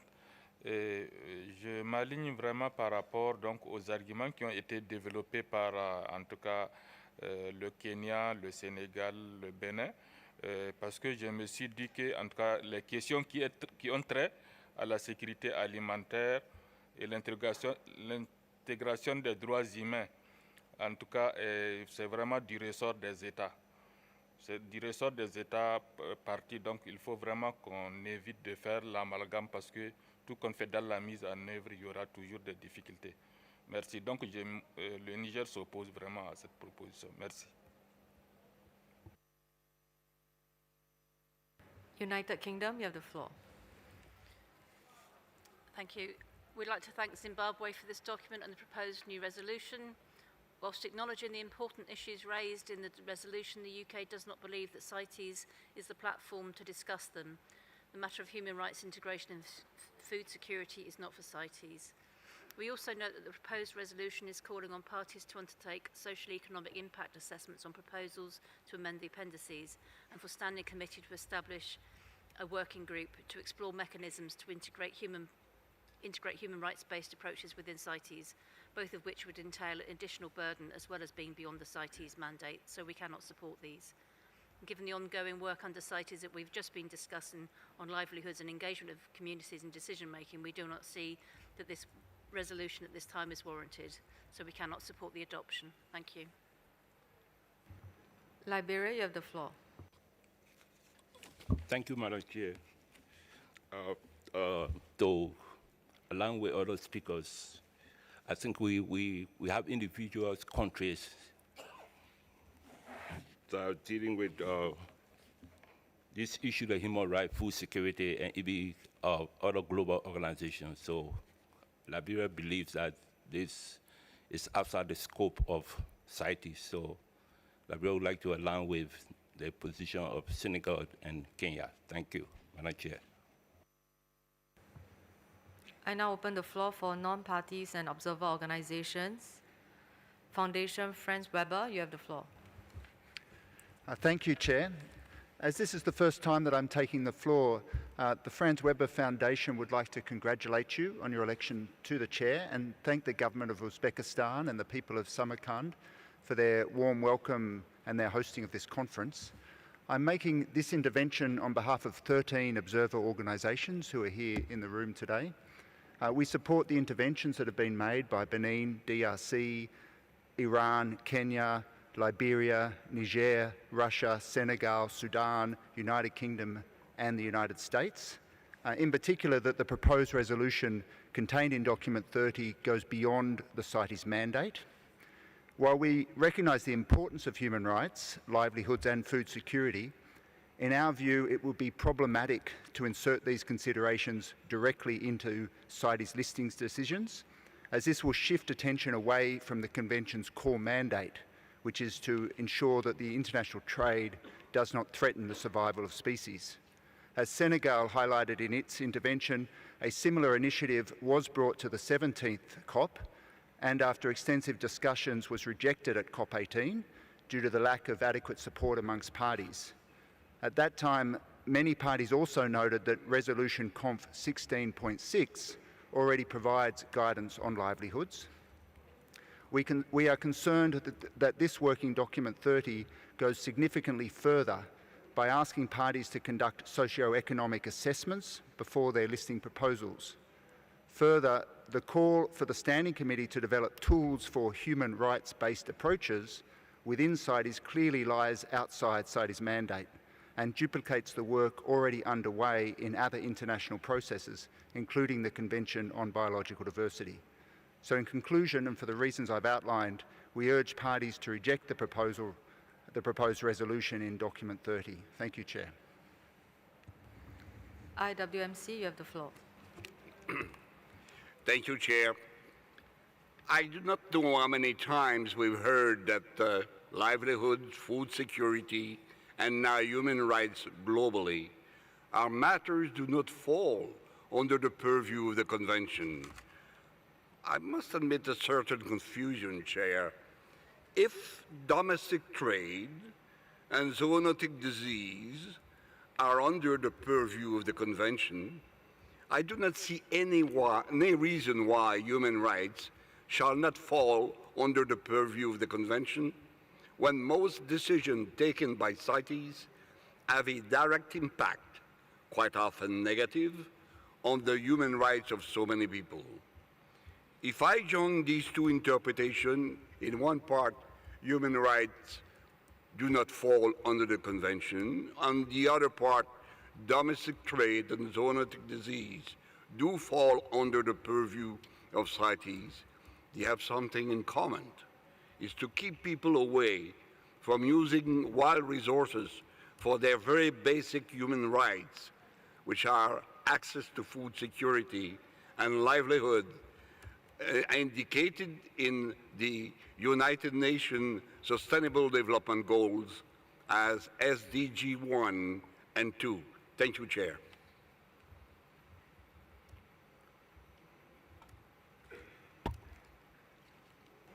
WCS, you have the floor. Thank you, Chair. WCS strongly agrees with the importance of human rights, food security, and livelihoods as critical to conservation. We embrace a human rights-based approach in all our field programs. However, we recommend parties oppose this document, which confuses human rights with livelihoods or CITES listings, and we appreciate many interventions in that regard. In particular, we urge parties to reject operative paragraph 3 regarding socioeconomic impact assessments, proposals to amend the appendices, which has repeatedly, as has been stated, been rejected by the Conference of the Parties. We also urge parties to particularly reject paragraph 7. It is indeed beyond the CITES mandate and burdensome to ask parties to report on efforts to integrate human rights and food security consideration into CITES implementation. Thank you, Chair.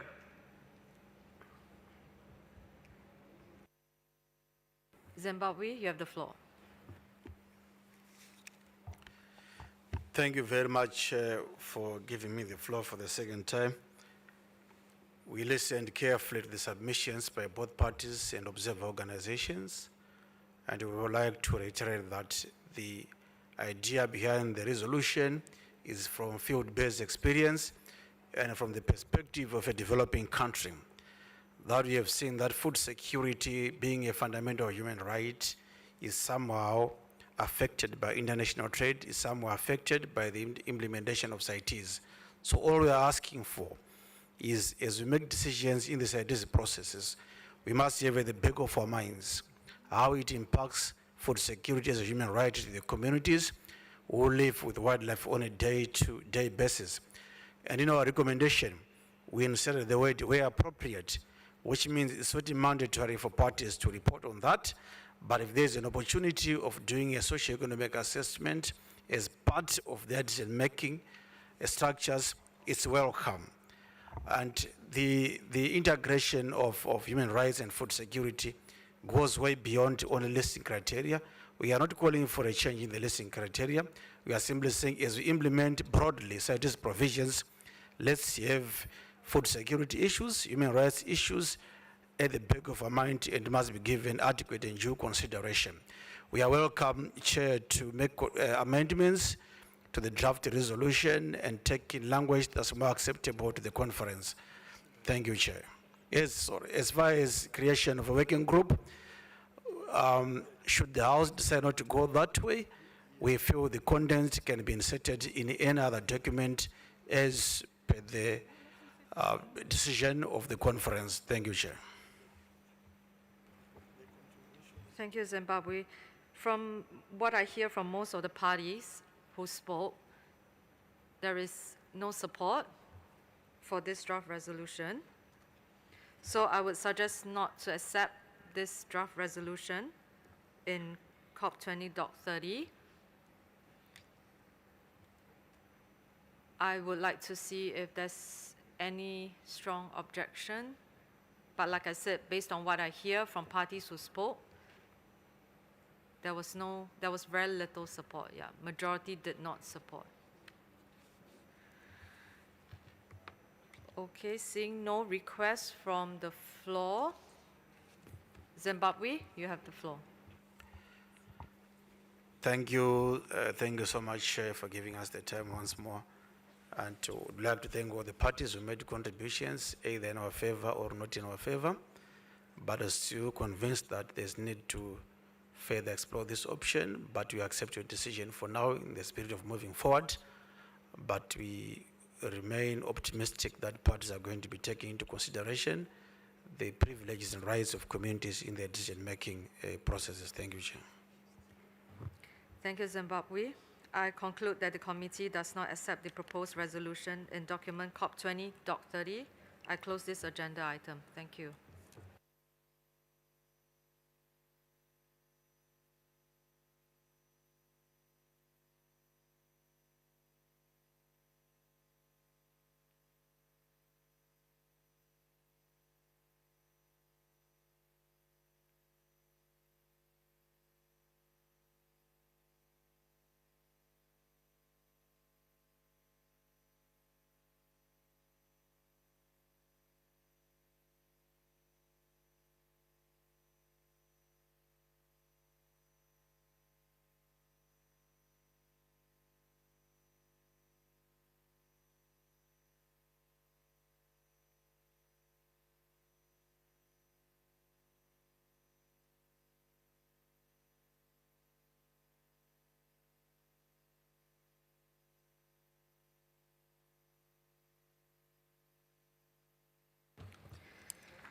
I now open the next agenda item, 76.4, report on monitoring the illegal killing of elephants. The document is submitted by the Secretariat, who will make a brief introduction to the document. Secretariat, you have the floor. Thank you, Madam Chair. So the document on monitoring the illegal killing of elephant provide with an update on the implementation of the MIC program. So the document provide the analysis on the pike trend analysis, and also the implementation of the other objective, including the implementation of the capacity building activity and the training, and also the focal site project. So parties are called to take note of the document, and if they have any comment or question, we are available to respond. Thank you. Thank you. This conference of parties is invited to take note of this report. I will open the floor for any views or comments. Uganda, you have the floor. Thank you, Madam Chair. Uganda would like to thank the Secretariat through the MIC program for compiling this report and for consistently reporting on the MIC program at the Conference of Parties and meetings of the Standing Committee. We commend the parties that have consistently provided data for MIC reporting, and particularly want to thank the parties in Eastern and Southern African sub-regions for maintaining pike levels below 50%. We, however, take note of the data gaps that continue to exist and possible biases that are caused by underreporting. by some parties, and we urge parties to improve on their reporting. Madam Chair, elephant poaching is still a challenge across Africa, and we urge you, all the parties, not to lower their guards, but we also urge the donors to continue supporting parties to address the challenge of elephant poaching. Thank you, Madam Chair. India, you have the floor. Thank you, Chair. India thanks the Secretariat for CoP20 document 76.4. India acknowledges the importance of MIC program in monitoring elephant population trend and remains committed to timely submission of the carcass data from its designated sites. While poaching pressure on Asian elephant in India is relatively low, human-elephant conflict remains a major cause of mortality. India supports the refinement of MIC analysis to separately capture HEC-related death, that is human-elephant conflict-related deaths, ensuring clear distinction from illegal killing. Thank you very much.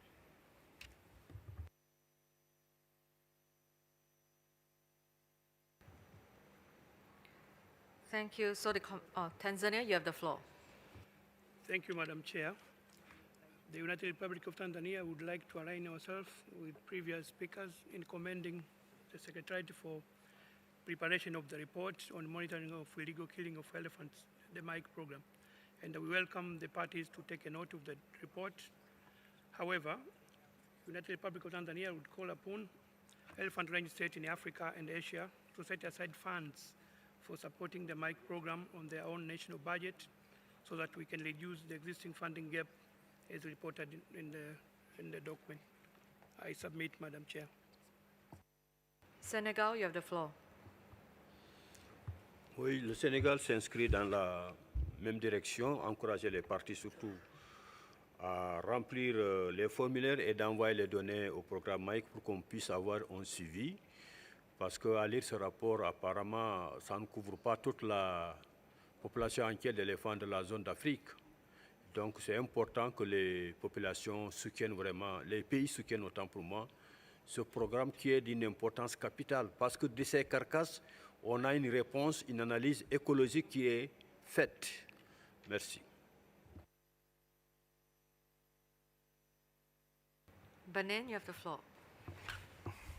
Merci, Madame la Présidente. Nous félicitons le secrétariat pour ce rapport et nous reconnaissons l'importance des rapports sur les éléphants. Et comme l'a déjà dit le Sénégal, bien que ces données soient d'une importance capitale et reconnue, il est quand même vrai de se rendre compte que tous les sites d'éléphants ne sont pas inscrits pour MIC, donc il y a des données qui manquent. Et vu que des données manquent, ce serait difficile de prendre le rapport pour toutes les décisions que nous devons prendre. Et par rapport à ça, nous suggérons quand même le principe de précaution en utilisant ces rapports et encourager pour qu'il y ait des financements pour que tous les sites d'éléphants, si possible, soient inscrits pour que les données soient exhaustives. Merci.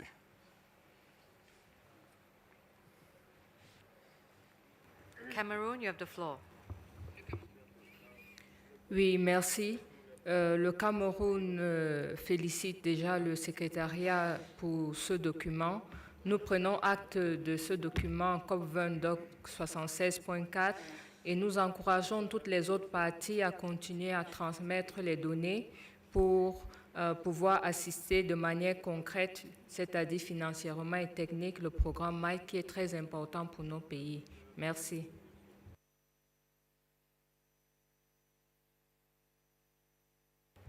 Kenya, you have the floor.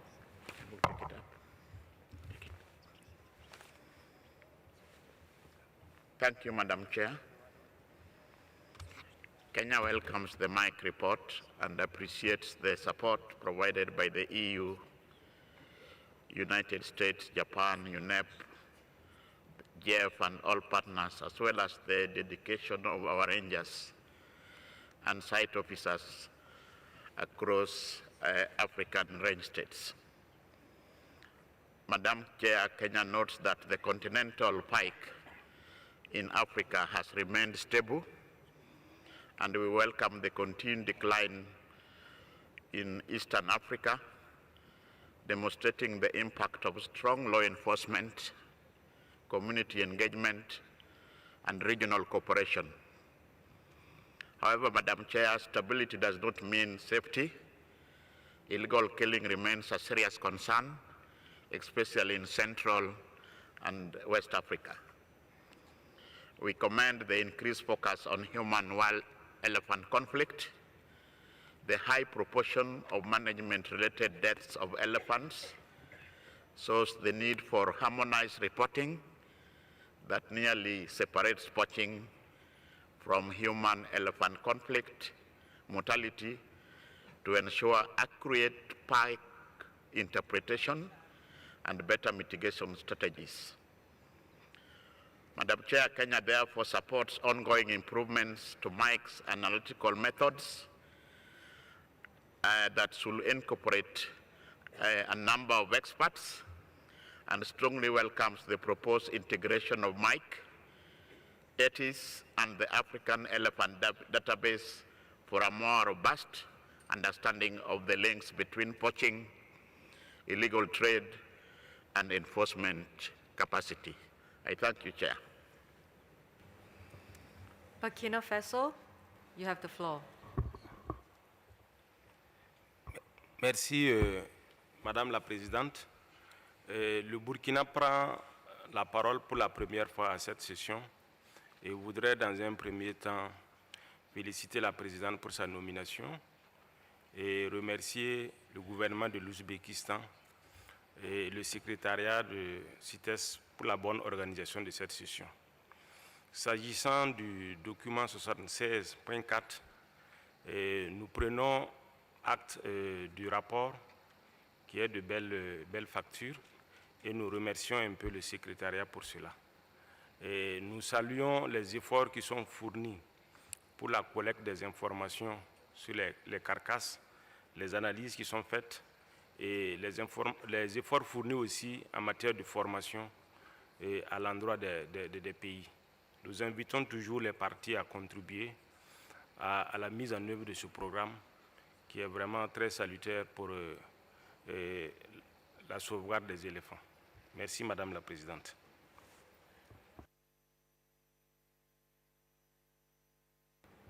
Okay, I have quite a long list of speakers. Can I ask that you keep your intervention short? Because for this document, it's for Conference of Parties to take note of the document. Niger, you have the floor. Ok, merci Madame la Présidente. En tout cas, le Niger prend acte du rapport MACT et en tout cas demande qu'il y ait encore plus d'efforts pour nous permettre, en tout cas, d'efforts pour couvrir, en tout cas, tous les sites censés abriter les éléphants en Afrique pour une meilleure collecte de données qui vont nous permettre, en tout cas, dans l'avenir, de prendre des décisions quand il le faut. Merci.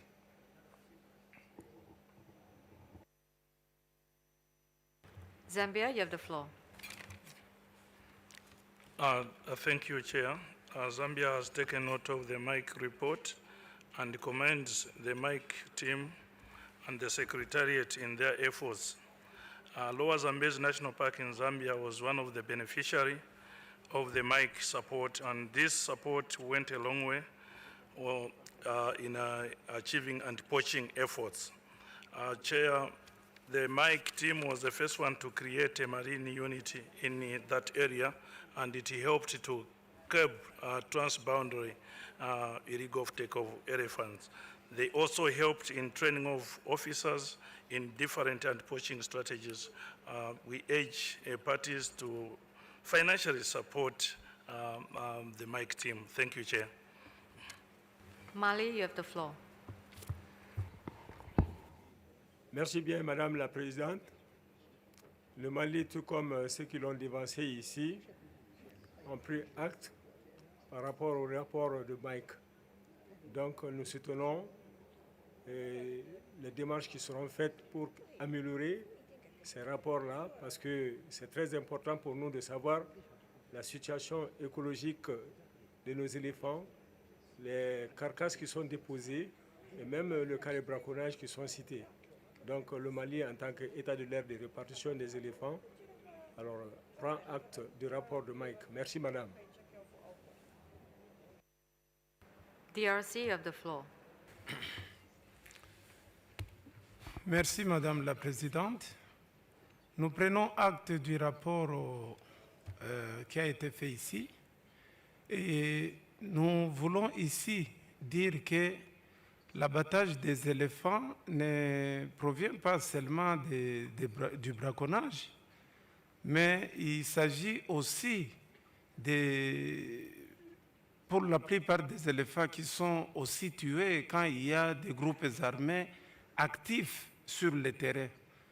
En République démocratique du Congo, il y a des parcs nationaux qui sont actuellement occupés par des groupes armés et donc c'est difficile de faire la collecte des données dans ces parcs et les éléphants sont vraiment, et d'autres animaux sont sacrifiés et donc il faut que la communauté internationale aide à instaurer la paix pour que ces animaux aussi puissent retrouver la paix et que les scientifiques puissent aussi faire leur travail comme il se doit. Merci, Madame la Présidente. Okay, I'll be closing the speaker list. I still have Comoros, Togo, Liberia, Nigeria, and Mozambique. Comoros, you have the floor. Merci, Madame la Présidente. Les Comores remercient le secrétariat et le programme MIC. Et nous remercions également les parties qui ne cessent de multiplier des efforts pour l'analyse et le financement des données. C'est ainsi que la question du braconnage fait un grand défaut en Afrique. Et pour cela, les Comores s'alignent et encouragent ce programme afin d'avoir le maximum d'informations. Merci beaucoup.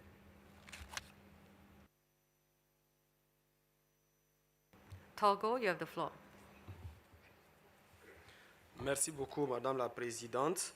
Le Togo joint ses propos à ceux de ses prédécesseurs pour féliciter le secrétariat de la CITES et les partenaires pour leur multiple soutien dans la mise en œuvre du programme MIC. Nous prenons note du rapport MIC et nous sommes d'accord à soutenir le document 76.4 dans l'amélioration de la mise en œuvre du programme MIC. Merci beaucoup. Liberia, you have the floor. Thank you, Madam Chair. Liberia takes notes of the report and would like to thank the Secretariat and the MAC team. I would like to also re-emphasize the point of Senegal that we need many mine sites. For Liberia, we have only one, and we look forward to increasing mine sites to more than one. We've already communicated that to the team. So we take note, and we call for other parties to give support to this team. It's very important. Elephants are under attack by poachers, and even their death results from human-wildlife conflicts. So thank you so much, Madam Chair. Nigeria, you have the floor. Thank you, Madam Chair. Nigeria is echoing what the other parties have said.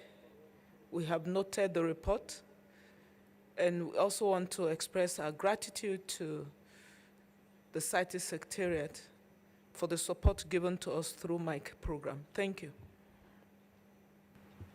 Mozambique, you have the floor. Thank you for the floor, Madam Chair. I speak on behalf of Mozambique. We would like to congratulate this report. Again, to thanks for the effort which has been undertaken on implementing the program in such a way that our MIC site is in our countries can better improve the data collection system. So in Mozambique, we have got about 3 MIC sites. Those MIC sites have improved a lot because of this program, and we wish that the program can continue to undertake these activities accordingly. Thank you very much. Thank you. So the committee notes document CoP20.76.4, and I conclude this agenda item. Thank you.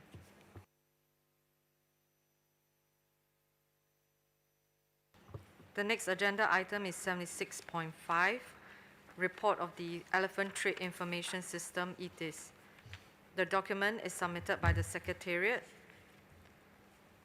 The Conference of Parties is invited to adopt the proposed amendment to paragraph 27G in Resolution Conference 1010, Ref CoP19, on trade in elephant specimens.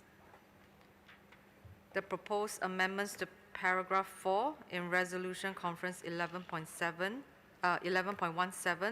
on national reports. The draft decision on exchange of information between the annual illegal trade report and CITES, and take note of this document, including the report in Annex 2. I open the floor for comments.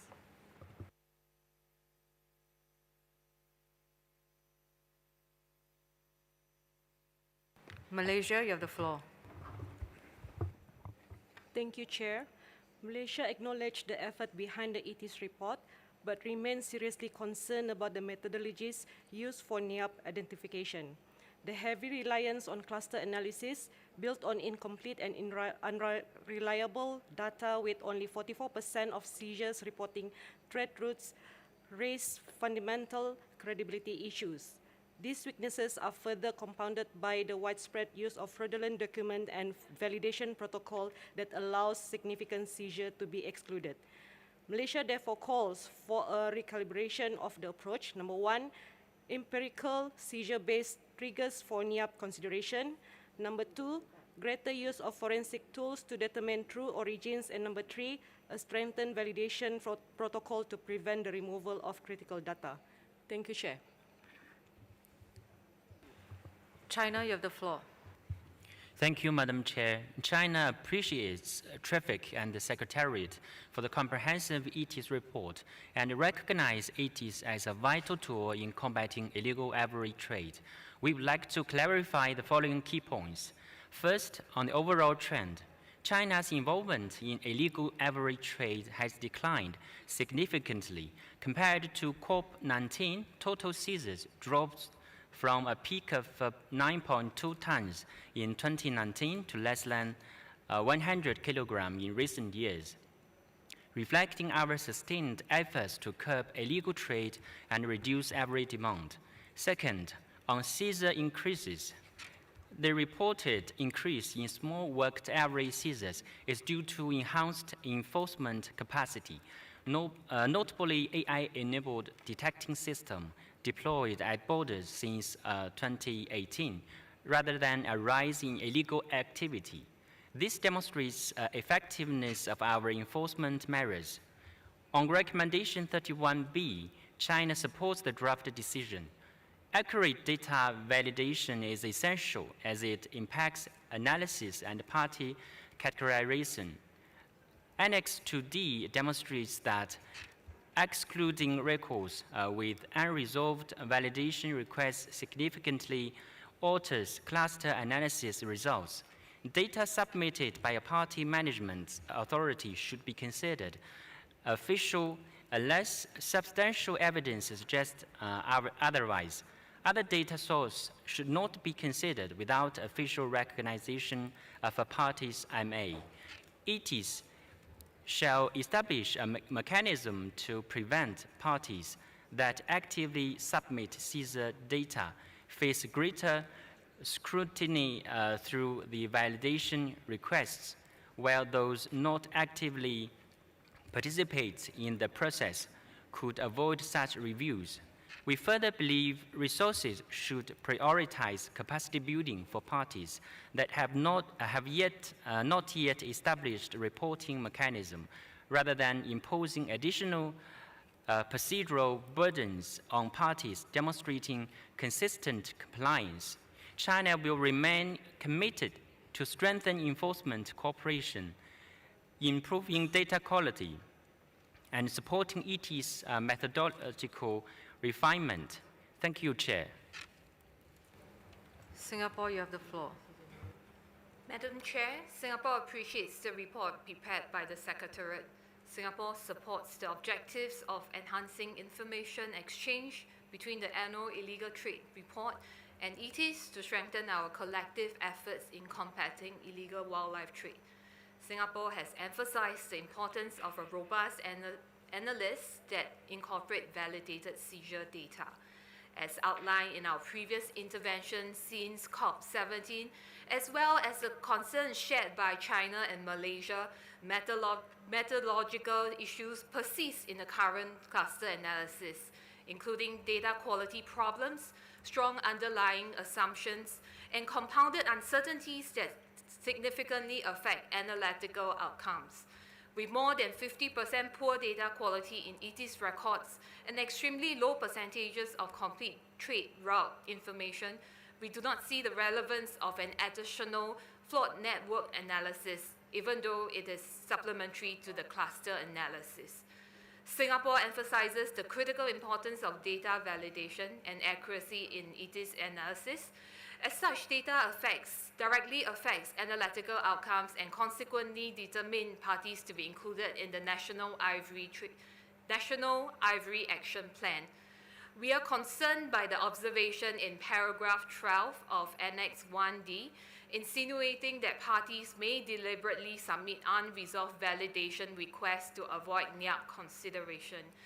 This undermines the integrity and good faith participations of parties in CITES processes and fails to recognize that legitimate data validation concerns may arise from genuine accuracy issues.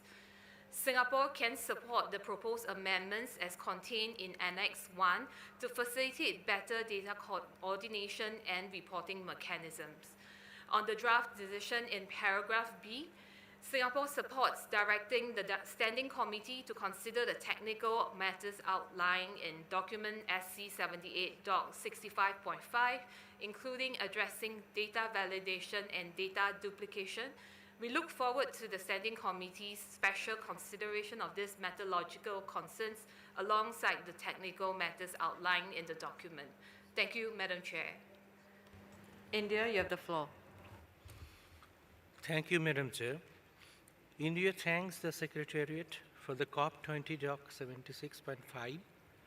India supports the Elephant Trade Information System as a critical tool for monitoring illegal ivory trade and guiding targeted interventions.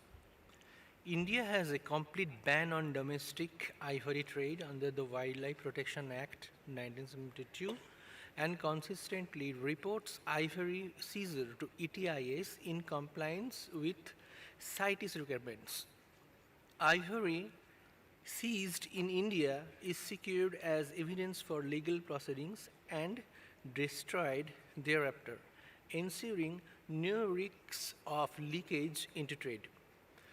India recognizes the value of the ITIS analytical outputs, including cluster and network analysis, in identifying trafficking routes and countries of concern. India reaffirms its commitment to contribute reliable data and to collaborate with the parties in curbing transnational ivory trafficking. Thank you, Madam Chair. UAE, you have the floor. Thank you, Chair. The UAE appreciates the extensive work undertaken by the Secretariat, the Traffic and CITES Technical Advisory Group, and the Standing Committee in preparing the CITES report under the current document. We support continued effort to strengthen data quality, analytical clarity, and cooperation across the Convention, and align ourselves with the interventions of Malaysia, China, and Singapore. Chair, the UAE recognizes CITES as an important monitoring tool under Resolution Conference 10.10, Rev CoP19. To help enhance its effectiveness, we wish to highlight 3 points. First, improved data validation processes remain essential. Unresolved or incomplete records, particularly those with uncertain routing information can affect analytical outputs. Clear procedures and timelines for resolving such records would improve the reliability of ITIS analysis for all parties. Second, methodological transparency is important. Publishing the analytical assumptions, covariates, and data handling rules would support parties in understanding and constructively engaging with ITIS outputs. Third, while network analysis offers complementary insight, it should remain an analytical tool and not be used alone as the basis for compliance-related decisions. The current cluster outputs are challenging to interpret and do not yet provide a clear foundation for party-specific conclusions. Further analytical layers would not necessarily add clarity. Instead, improving underlying data and addressing reporting inconsistencies should remain the priority. Chair, the UAE also wishes to emphasize that effective ITIS implementation relies on timely, accurate information exchange through recognized official law enforcement channels. Continued cooperation among origin, transit, and destination parties is essential to ensure that data reflected in ITIS is accurate and verifiable.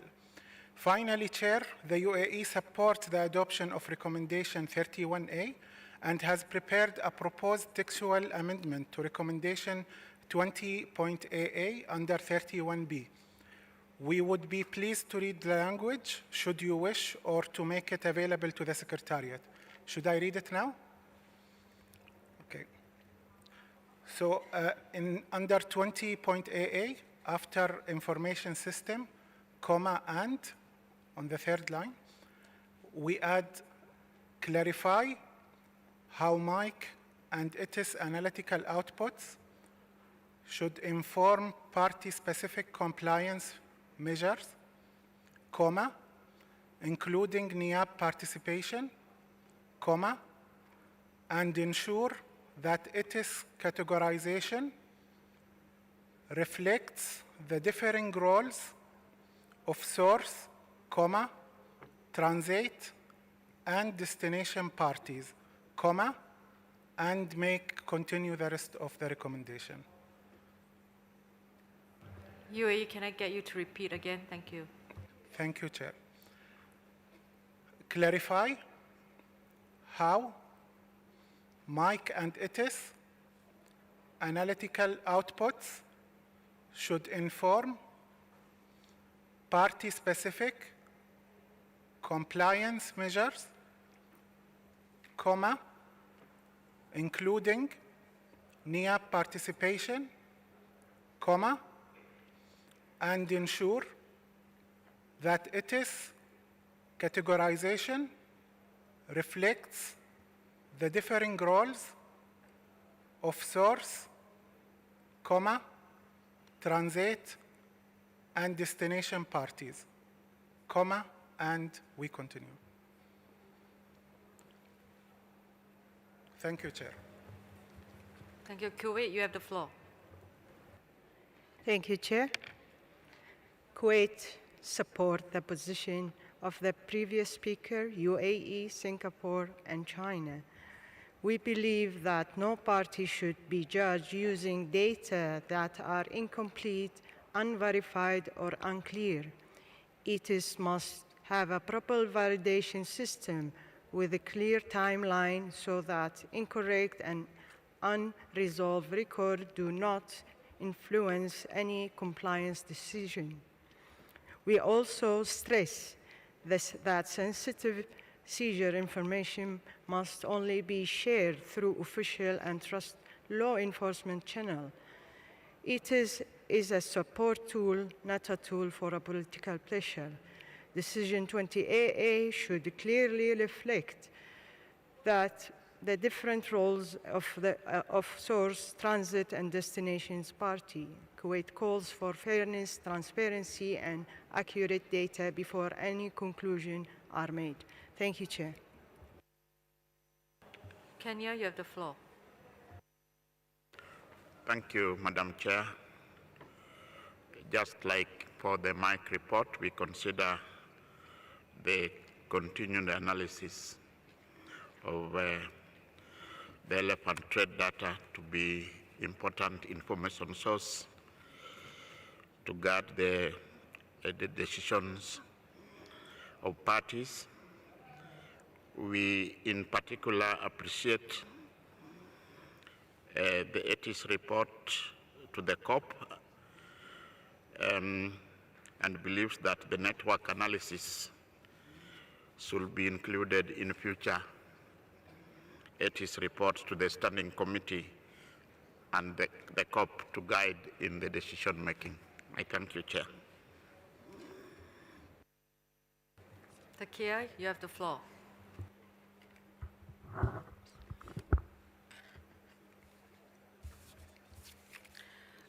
This is the first time that Turkey is taking the floor.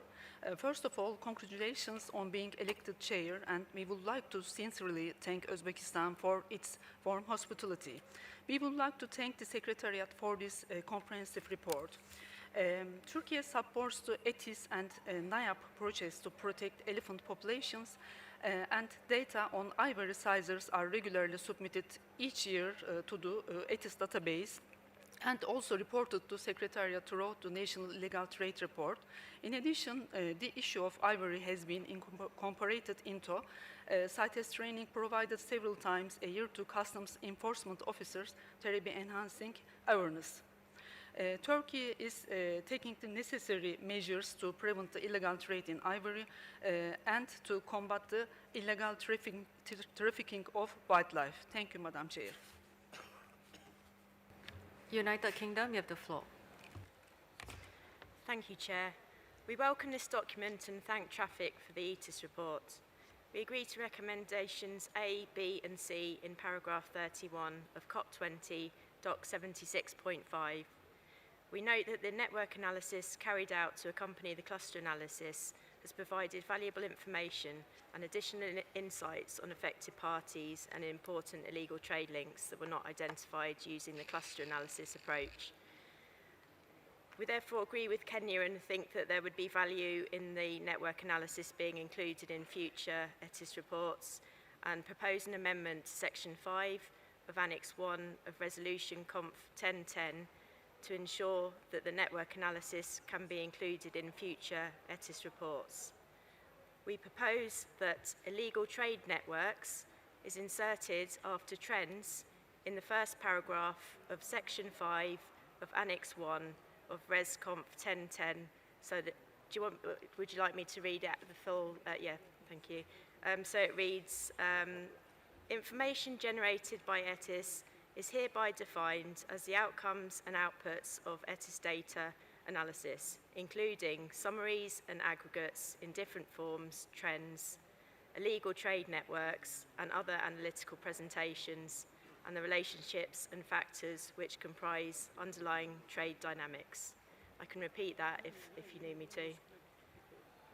Yeah, can you just repeat it slowly, and also where you would want to insert this text? Yeah, okay. So it reads, information generated by CITES. No, sorry, where is it supposed to be? Yeah, so we want to insert illegal trade networks after trends, sort of midway through the... Is it in Annex 1? So yes, G, sorry. Little g, right? It's Section 5 of Annex 1 of Resolution COP 1010.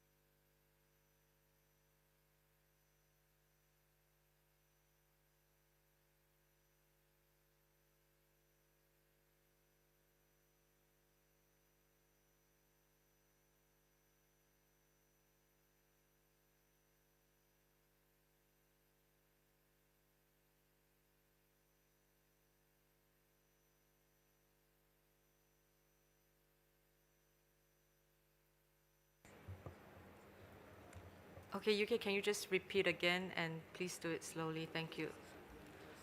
Okay, thank you, Chair.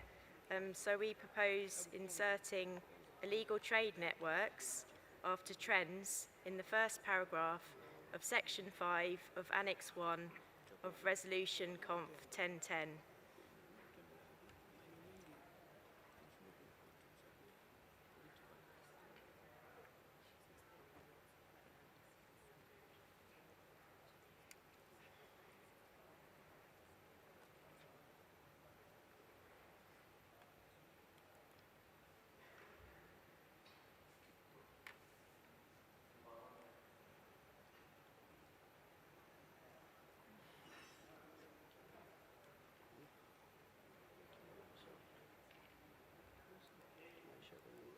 Could you just read the paragraph Yeah, with sure. the inclusion of the new text, yeah, so Yeah. that we're on the same page? Thank you. Yeah, thank you, Chair. Okay, so it would read, information generated by ETIS is hereby defined as the outcomes and outputs of ETIS data analysis, including summaries and aggregates in different forms, trends, illegal trade networks, and other analytical presentations, and the relationships and factors which comprise underlying trade dynamics. Okay, thank you. Thank you. Kata, you have the floor. Thank you, Chair. Qatar appreciates the work of the Secretariat. Qatar has recently strengthened its national Ivory Action Plan, improved inter-agency coordination, and enhanced the quality of seizures reporting and follow-up action. Therefore, Qatar places great importance to ensuring that its assessments are fair and accurate. Also, Qatar remains concerned that some categorization criteria are not clearly defined, especially regarding how seizure in and seizure out data are explained, and how countries are selected or reclassified. Qatar stresses that transit countries should not be treated as implicated in illegal trade, as their role and responsibility are fundamentally different. Therefore, Qatar supports the suggestion made by the UAE on draft decision 20 AA. Thank you, Chair. Japan, you have the floor. Thank you, Madam Chair. We appreciate ET's report as a significant analysis tool. However, since we have experienced some duplicated data issue or delayed response for data clarifications, we share the concern about data verification and validation with other parties. All concerns about confidentiality and methodological clarity are understandable. Also, network analysis seems promising. It includes unique data which previous analysis couldn't show. Japan supports previous speakers, namely UAE, Singapore, Kuwait. Thank you, Madam Chair. Lebanon, you have the floor. Madame la Présidente, comme le Liban prend parole pour la première fois, permettez-moi de présenter nos remerciements à la République d'Ouzbékistan pour son excellente hospitalité, ainsi qu'au secrétariat pour les efforts assurant la réussite du COP20. En ce qui concerne le document 76.5, le Liban présente son soutien aux amendements proposés par l'Émirat arabes unis. Merci.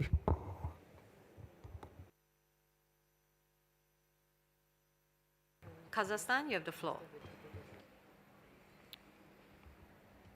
Thank you, Chair.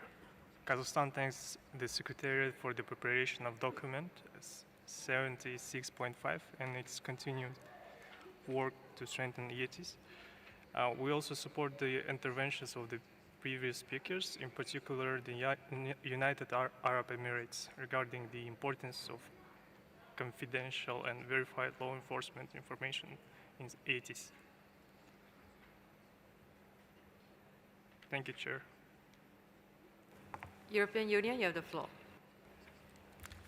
Thank you, Madam Chair. The EU and its member states support the recommendations and the draft decisions included in the document.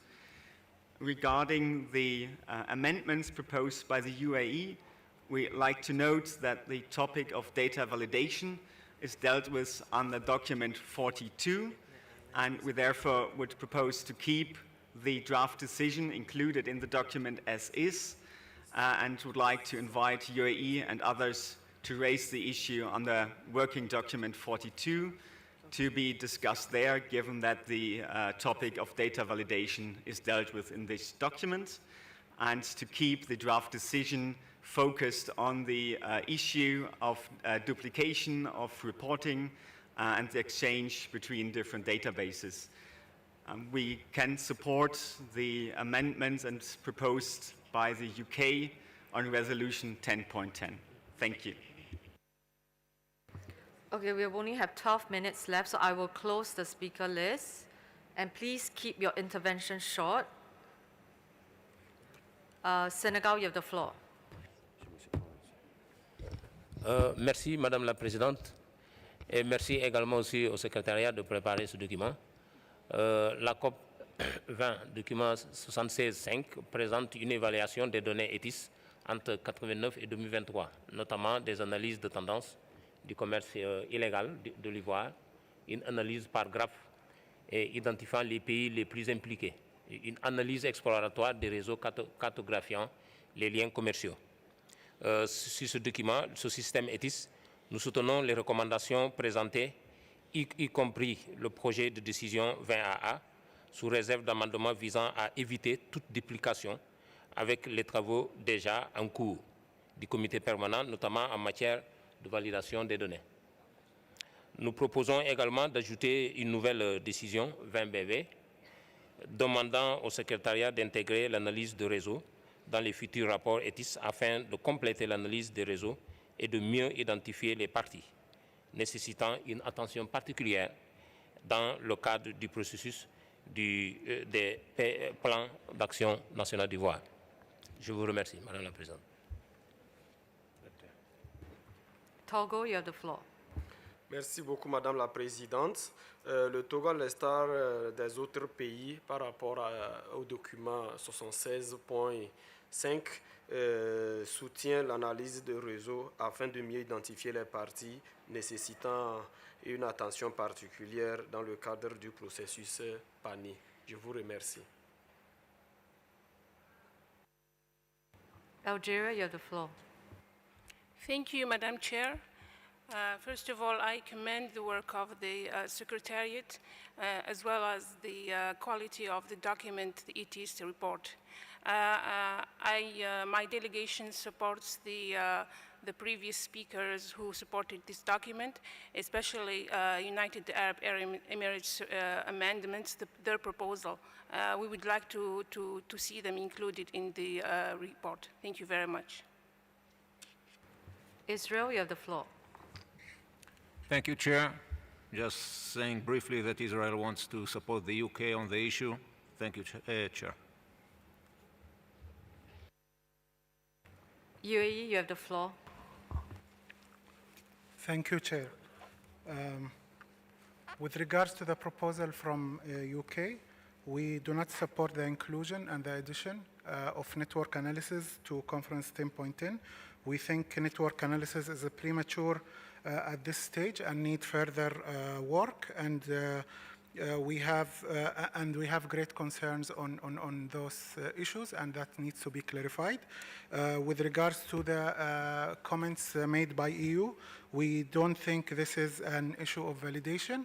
We are discussing here the roles of parties along the supply chain, and we see this as the most fitting place for it. Thank you, Chair. Bahrain, you have the floor. Thank you, Chair. Bahrain support the UAE's proposed amendments. Thank you. United States of America, you have the floor. Thank you, Chair. The United States supports the document recommendations with the amendment proposed by the UK. We do not support the amendment proposed by the UAE for the same reasons explained by the EU. Thank you. Singapore, you have the floor. Madam Chair, Singapore supports the proposed amendment made by UAE. As mentioned in our intervention, we have concerns on the cluster analysis, and we think that at this juncture, it's too early to include this in the RESCOM 10.10. Thank you. I open the floor now to non-parties and observer organizations. Please be very brief in your intervention. Thank you. Traffic, please. Thank you, Chair. On the matter of EDIS data validation and data quality, we thank the parties for their concern. We support the proposal made by the EC to discuss this and make any amendment to draft decision under Doc 42. We look forward to working with the parties to enhance data validation protocol should that draft decision be adopted.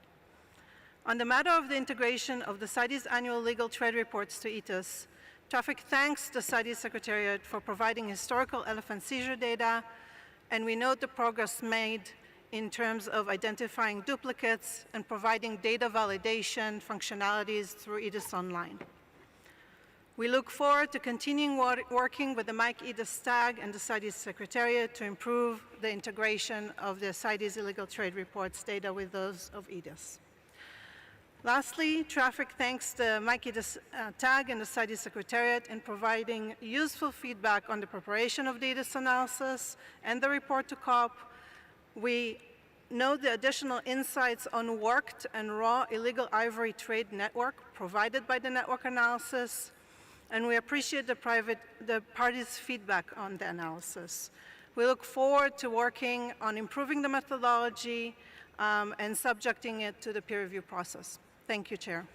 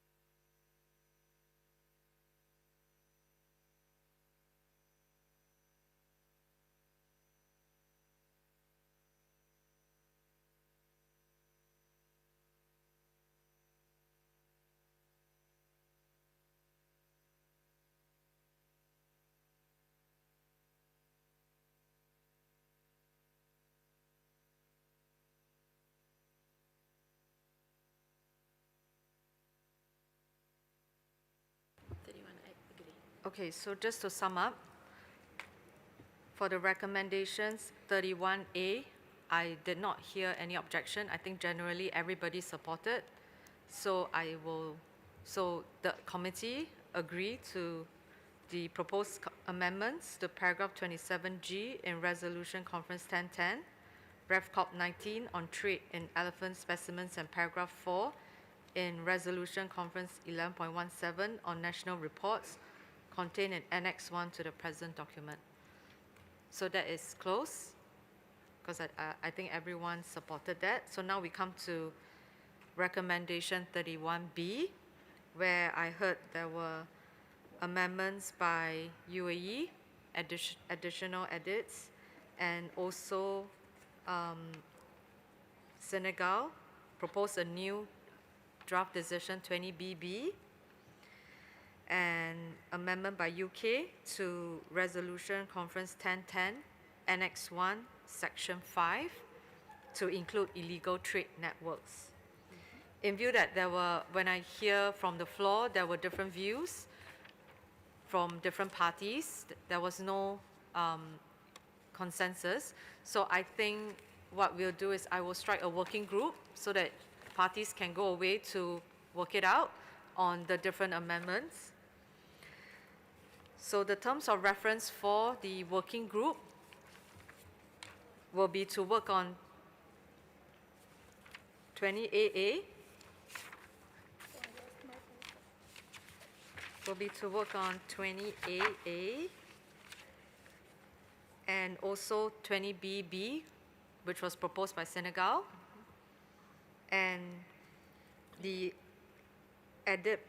additional amendment by UK for the Res Content 10, Annex 1, Section 5.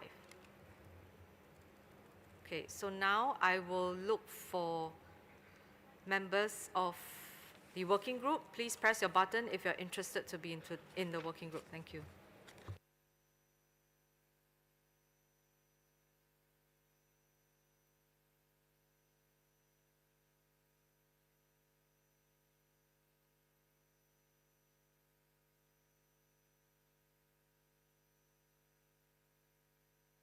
Interpreters, could you just give us 5 minutes? Thank you so much. Thank you.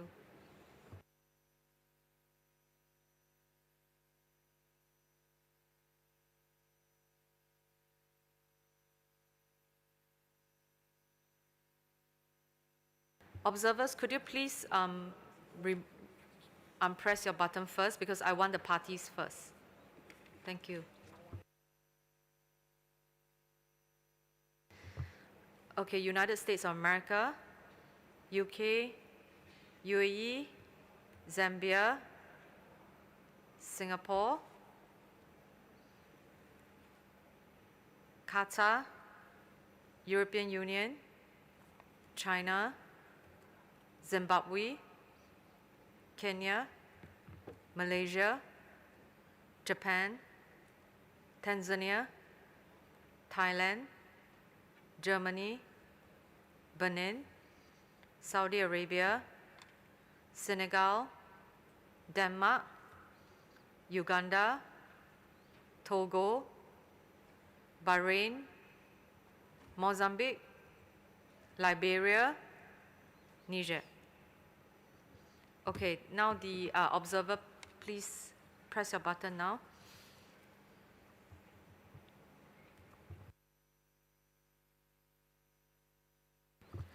WWF, EIA USA, Traffic, Foundation Franz Weber, David Shepherd Wildlife Foundation, South Africa Taxidermy and Tannery Association,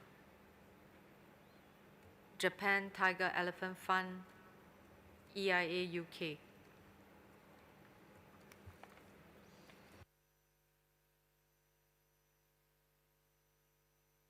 I'm now looking for a chair, and I'm looking at Singapore. Are you okay to chair the working group? Okay, thank you. So Singapore will chair the working group, and the Secretariat will come back on the time and date of the meeting. Thank you very much, everyone, and I will end the session for today. Thank you, interpreters, for the extra time. Thank you. Oh, just hang on, there's some housekeeping. Secretariat, you have the floor. Huh?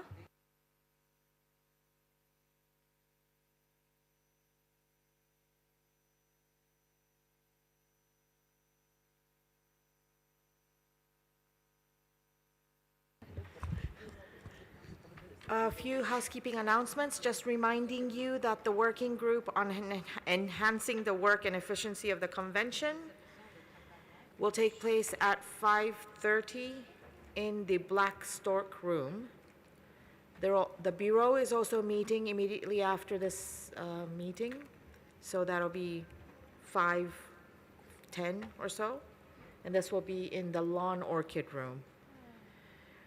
Also a reminder that there will be a public announcement system test tonight at 10 p.m. This does not require you to evacuate from the venue, but you will hear some sound tests and public announcements and perhaps sirens.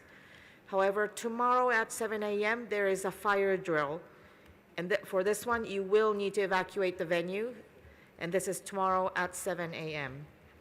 And lastly, please be reminded to make sure that you take your cards out of the microphone and bring it with you tomorrow morning. And with that, I wish you a good evening and see you tomorrow at 9.